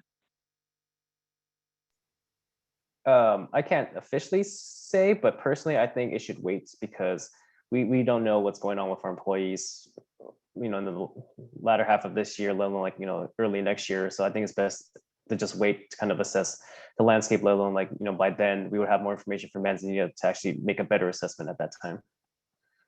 Okay, so I think that is really, really important. And so I will, let's see. I want to make one more comment on the funding and then wrap this up.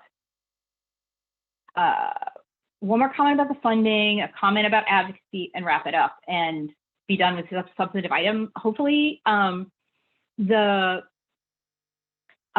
terms of considering using parking funding to pay for TDM, this is something that the city of Palo Alto has done really successfully.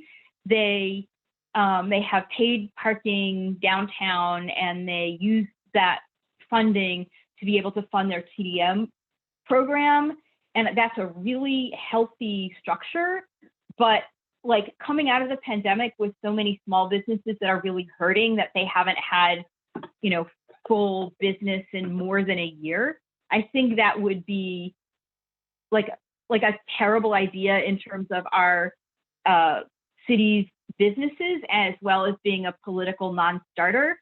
And so I don't want to make any recommendation on the parking at this time. I think that's a fantastic thing to contemplate for future years, but I'm not going to be recommending doing that this year. Others can, but I think it's just the wrong time to do it. And so the other thing, last thing, is that in terms of the discussion and looking at the weaknesses and fragmentation of our, especially cross-county regional public transportation, I think that there is a big weakness in the region, but there also are some really major initiatives going on in the region to try to make improvements on that this year. And so I would like to talk to staff to think about how to bring forward some of those ideas into our agenda this year, because that's clearly a weakness in our public transportation system that the city may be able to do some advocacy around some of those things that are happening. But I will leave that out of this. Okay, so let me make a motion here, which is that to do everything in that first box, implement strategies 1.1, 1.2, and 3.2, pursue joiningcommute.org, encourage employers to join Manzanita Works, coordinate with commute.org to promote integrated services into the city's commuter benefit program. And then continue to pursue but take no immediate action on the 3.1 and 2A or 2B. Keep an eye out on how commutes are returning, and explore to get a greater clarity on what Manzanita's offerings are going to be, and what the public reporting availability is going to be out of those Manzanita Works participation, and explore the best mix and match way to do a contract to get education and outreach support. That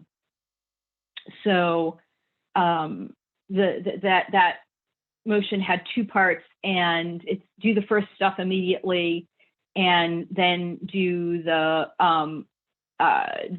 do some more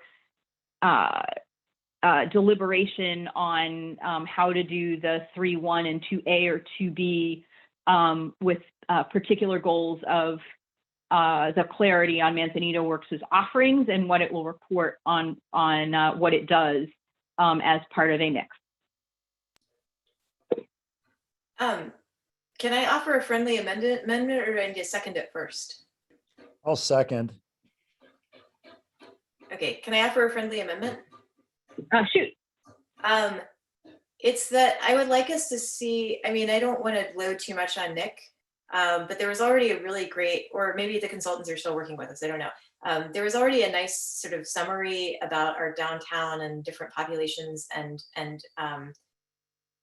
I think to inform strategies 3.1 and 2A and B, and maybe this was implicit, Adina, but I just want to be explicit about it. We both need to understand what Manzanita is offering, but we also need to understand like what the need is, like where the need is greatest and where the opportunity is greatest to move the needle. And so if there's any way to home in a little bit on those 4 different commute areas and understand how their patterns have changed post-pandemic and figure out, where the best investment might be of public funds, that would be really great. Maybe it's downtown, maybe it's something else. Right. So that sounds good. I want to go back and can I friendly amendment a motion that I made, which is also to do what Nick had described, and which is encourage the city to upgrade its own commute benefit programs this coming year as people start to go back to the office. Look to update the commute programs as people resume their commuting for the city as city employees. Nick, does that make sense? Would staff think that is a reasonable recommendation? I think it's reasonable, just not the money. Well, then consider including it in the funding it in the city budget, because people change their behavior as things are changing, and so many people are going back to the office, so they have to think about what to do. So the recommendation would be to include in the city budget, the updating of the city's own commute program. Would staff think that was would staff say, no, we don't want to do that, that's terrible? Or would staff say, yeah, if city council told us to do that, we would be cool with it? I think it's reasonable because before the pandemic hit, I was actually going to try to work with our HR head to try to maybe implement these programs and see if the budget was available or not. So it was on our to-do list. So it's just a matter of kind of reassessing priorities and then kind of seeing where they lie as we move forward.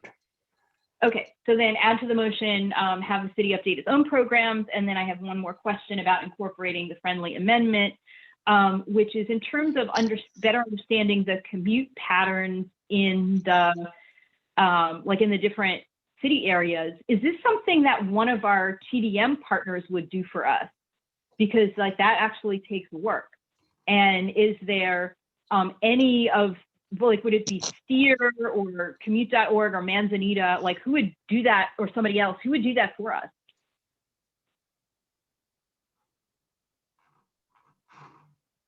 Nicholas or Julia? How would we do that if we wanted to? Sure, I can jump in. I think streetlight data provides a good opportunity to kind of see how people are traveling currently. So to get the most up-to-date data with kind of the least lift, to Commissioner Baruzzi's point earlier, it does not provide the why. And the best way to get that is really through in-depth survey outreach, which we could consider. We did undertake a survey at the beginning, kind of within the scope of this larger project. And we can dive back into that as well. But, if we really want a comprehensive review of more employers and more employees, there could be a larger survey effort that could be undertaken.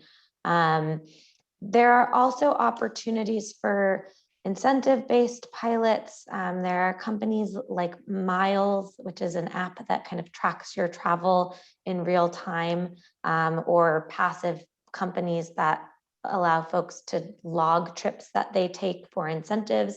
So depending on how pilots are set up, there are kind of ways to get that data for a select group of people without having to survey them kind of really diligently.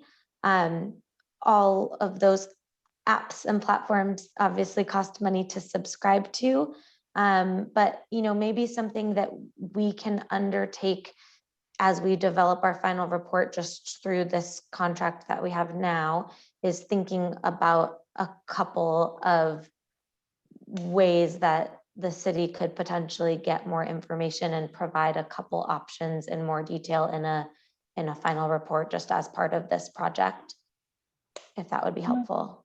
Okay, great. Then adding into the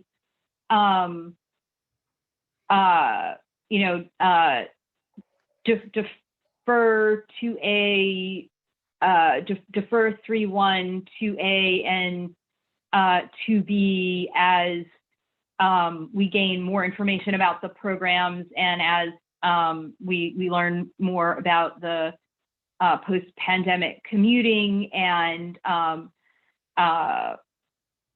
consider some proactive work of assessing what those patterns are and what those needs are that we want to serve.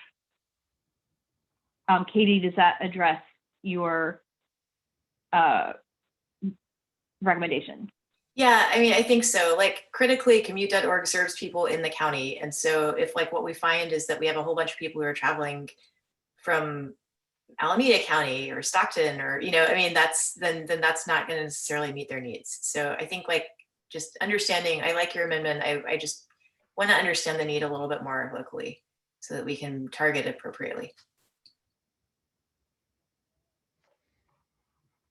Mm-hmm. Okay. So was that clear enough for staff to read back?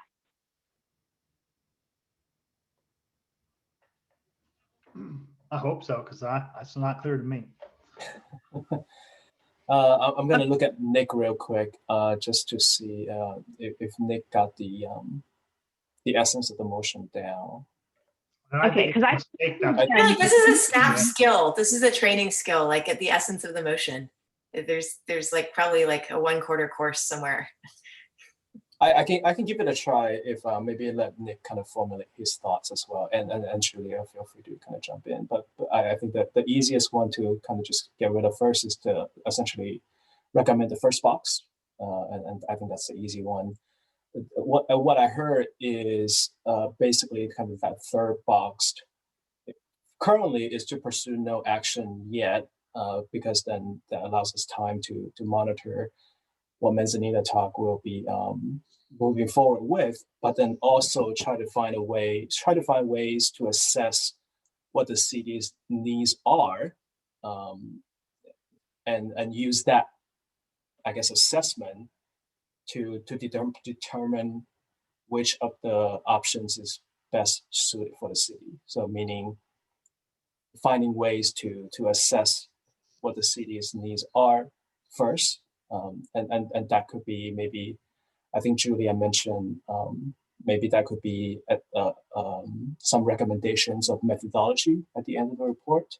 So not necessarily the actual process itself, but what the process are, and then use the result of that study to dictate how the city should use the money for both 3A, 3.1 and 2A or 2B. Am I too far away from that? Yeah, that's getting close. Okay. And I would it's doing more assessment on updated commute patterns and needs, and in terms of doing continued assessment about 3.1 and 2A or 2B, it's to watch out for more clarity on the services that Manzanita is providing, as well as more clarity on what they are able to report on their activities, the results of their activities in reducing trips, their advocacy efforts, and so on. So some of what we are continuing to work on there is like we want to know, we want to decide what's the best mix and match of offerings. And one of the things that we need to know there is more about Manzanita's offerings and the transparency that it will provide on the activities that it's doing for the city's financial commitment. Okay. Yeah, I think that much is clear, and certainly it'll be just something that staff will continue to monitor and communicate with Manzanita Talk. I also want to just quickly make sure that we're all on the same page in terms of when we say assessment of the city's need, we're talking about just merely coming up with methodologies and not the action itself. I just want to make sure that that's clear with everyone. Because it's going to take some time. I mean, after Julia's team identify those methodologies, the city will have to go in and see which one makes the most sense, and the implementation of that methodology is also going to take some time. So I want to make sure that the commission is, we're all on the same page in terms of the recommendation is just simply to develop those strategies and not necessarily the implementation itself. Right, and those all are for the for employers in the city. For the city of Menlo Park itself, there's a separate recommendation to update the city's TDM offerings for city employees. Yeah, and that's a recommendation to do the thing, not to like study the thing or consider the thing. Right. Yes. Great. Okay. Is that sufficiently clear that we can vote on it?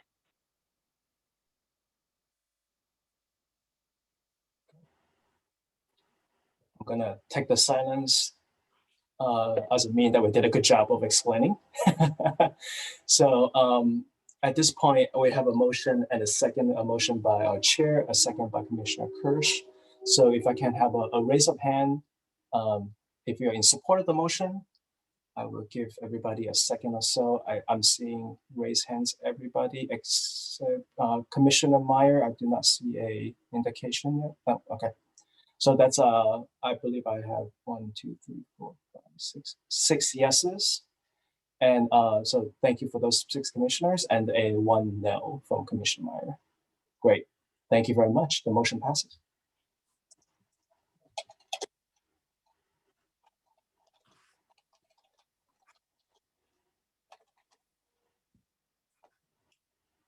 So with that, I guess I'll thank Nick and Julia for presenting. Thank you very much. Thank you, commissioners. Appreciate the time. Thank you, commissioners, for your time. Take care. Bye-bye.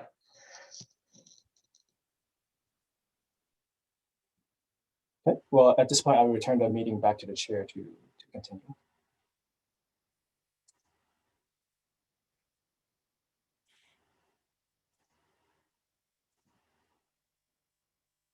Adina, you're on mute. Chair, yeah, I believe you're muted.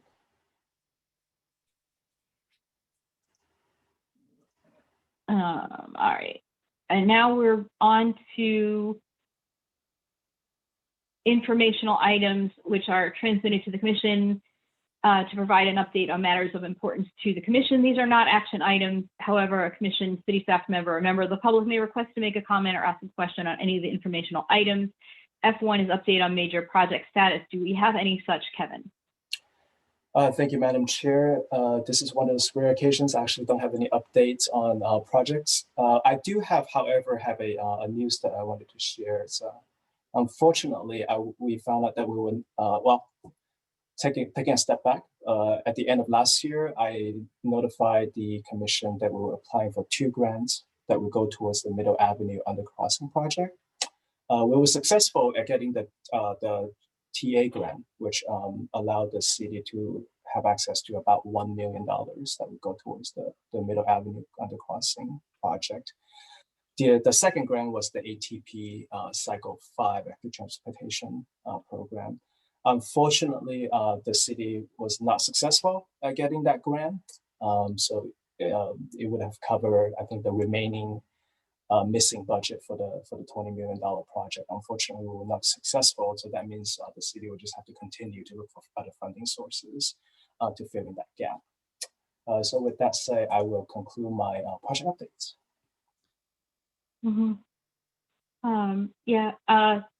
Thanks, Commissioner Kirsch. Kevin, are there other sources of money for the project that you can go after? Has replacement money been identified? Can we pull more money out of the city budget to get this project done? Right. So we're going to continue to look for other funding opportunities. I don't have anything identified at this moment in time. I just learned about the news for ATP grant, but traditionally the city, we do a pretty good job of just looking for federal funding sources, local, regional, etc. So we'll continue to look for those funding opportunities, and whether or not we can use our own city fund to fund this obviously will be a separate conversation by the city council. But from a staff level, we will continue to look for funding opportunities. Does this mean that the project stops? That the city just stops working on this project now until we find the budget? Not necessarily. I think there's still a couple of steps that we're currently moving forward with. I think right-of-way acquisition is one of them. Coordination with Caltrans is another one. This merely is the money that will go towards the design and the construction. And there are still a few steps that we're moving on with right now. So it does not mean the project is completely stopped. We still have things that we're working on right now. But we can't take loans to do it. The city can't borrow money to do it. It's not possible. That's certainly another option that is possible for the city to explore and discuss.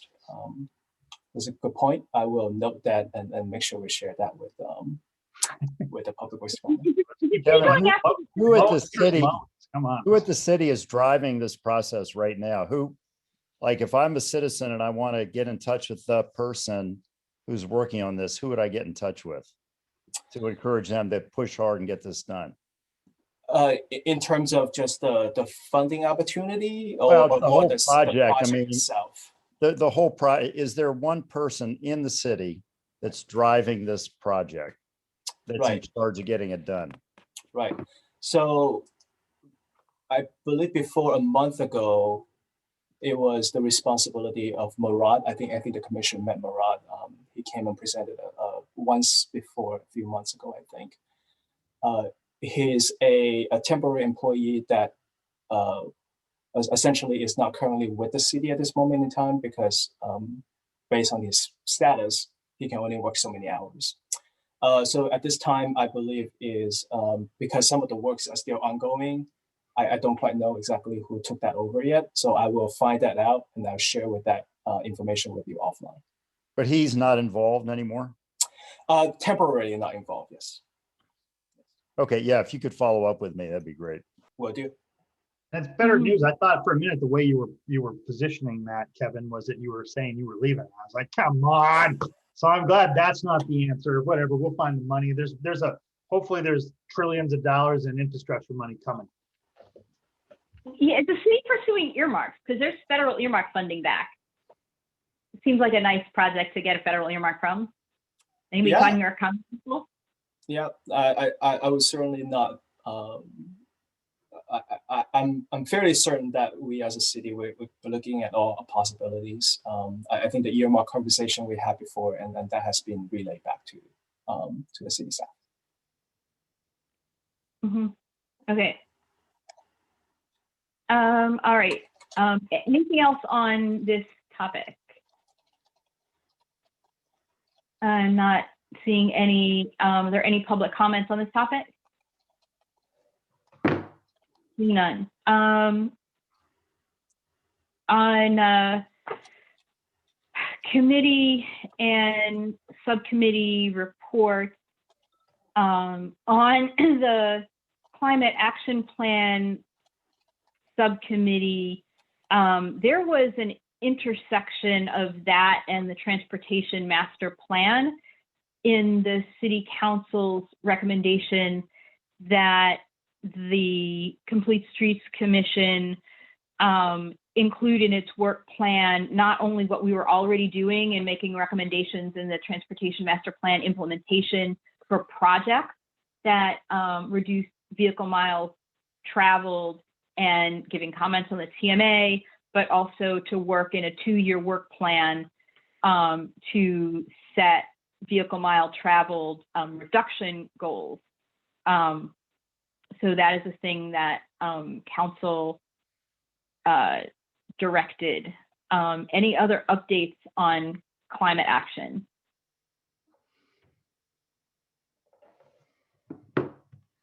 I'm not hearing any. Downtown access and parking.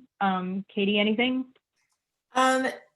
No, nothing urgent except that I've spoken with Kevin about a resident brought to our attention that the current configuration of downtown is maybe disincentivizing people from riding on the correct side of the road. And so we've brought this to staff attention and done some sort of observation of what's going on down there. And, my hope is that our city can, continue to have street closures downtown that facilitate outdoor dining, but that somehow maybe carve out some space for kids so they're not riding into traffic on their bikes. So look forward to seeing what the city can create there. Thanks. Let's see. Metrics. The metrics subcommittee had a meeting with staff. Katie, do you want to summarize that? I would, but for some reason I'm really brain dead right now. We had a meeting. I'm sorry. I'm coming up short right now. It was like 3 days ago too, so. Yeah, well, we talked about various different uses of streetlight data and what it had been attempted to be used for in the past, what it might be used for in the future as more people are traveling, and also more about the city's timeline to consider metrics for its transportation impact analysis update. Yes, that's what we did. Okay, Kevin, do you have anything to add to that summary? No, that was a very good, short and concise summary. Okay. Shorter than a motion. No updates on the multimodal subcommittee. Any updates from Safe Routes to School? Sure, I can report on a couple of things. First of all, the county has funding to do I think what's going to be a bike walk audit over by Bellhaven Elementary.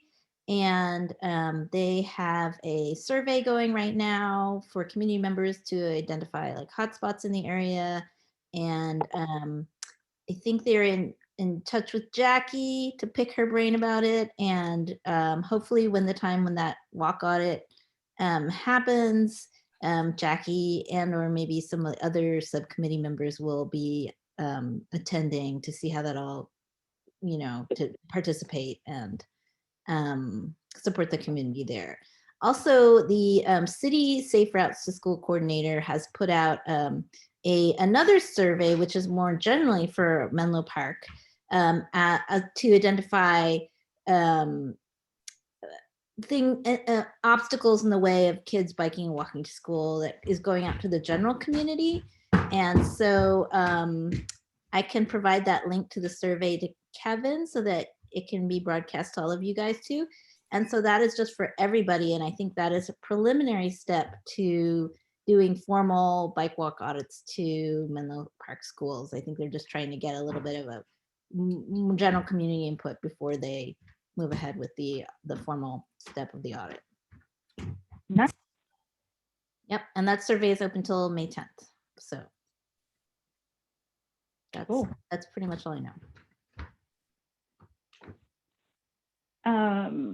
All right, the Transportation Master Plan subcommittee made recommendations that the commission had recommended to council, and council sounded favorable to them in, these were recommendations for the CIP, and council sounded pretty favorable to them. So the CIP will be coming back for approval in the next few months.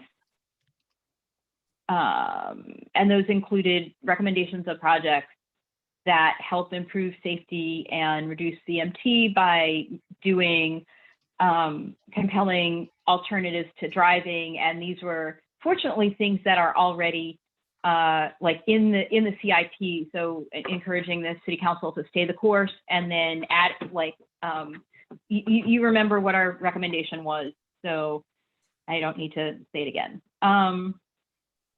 Anything else to add on that from others who watched the council meeting?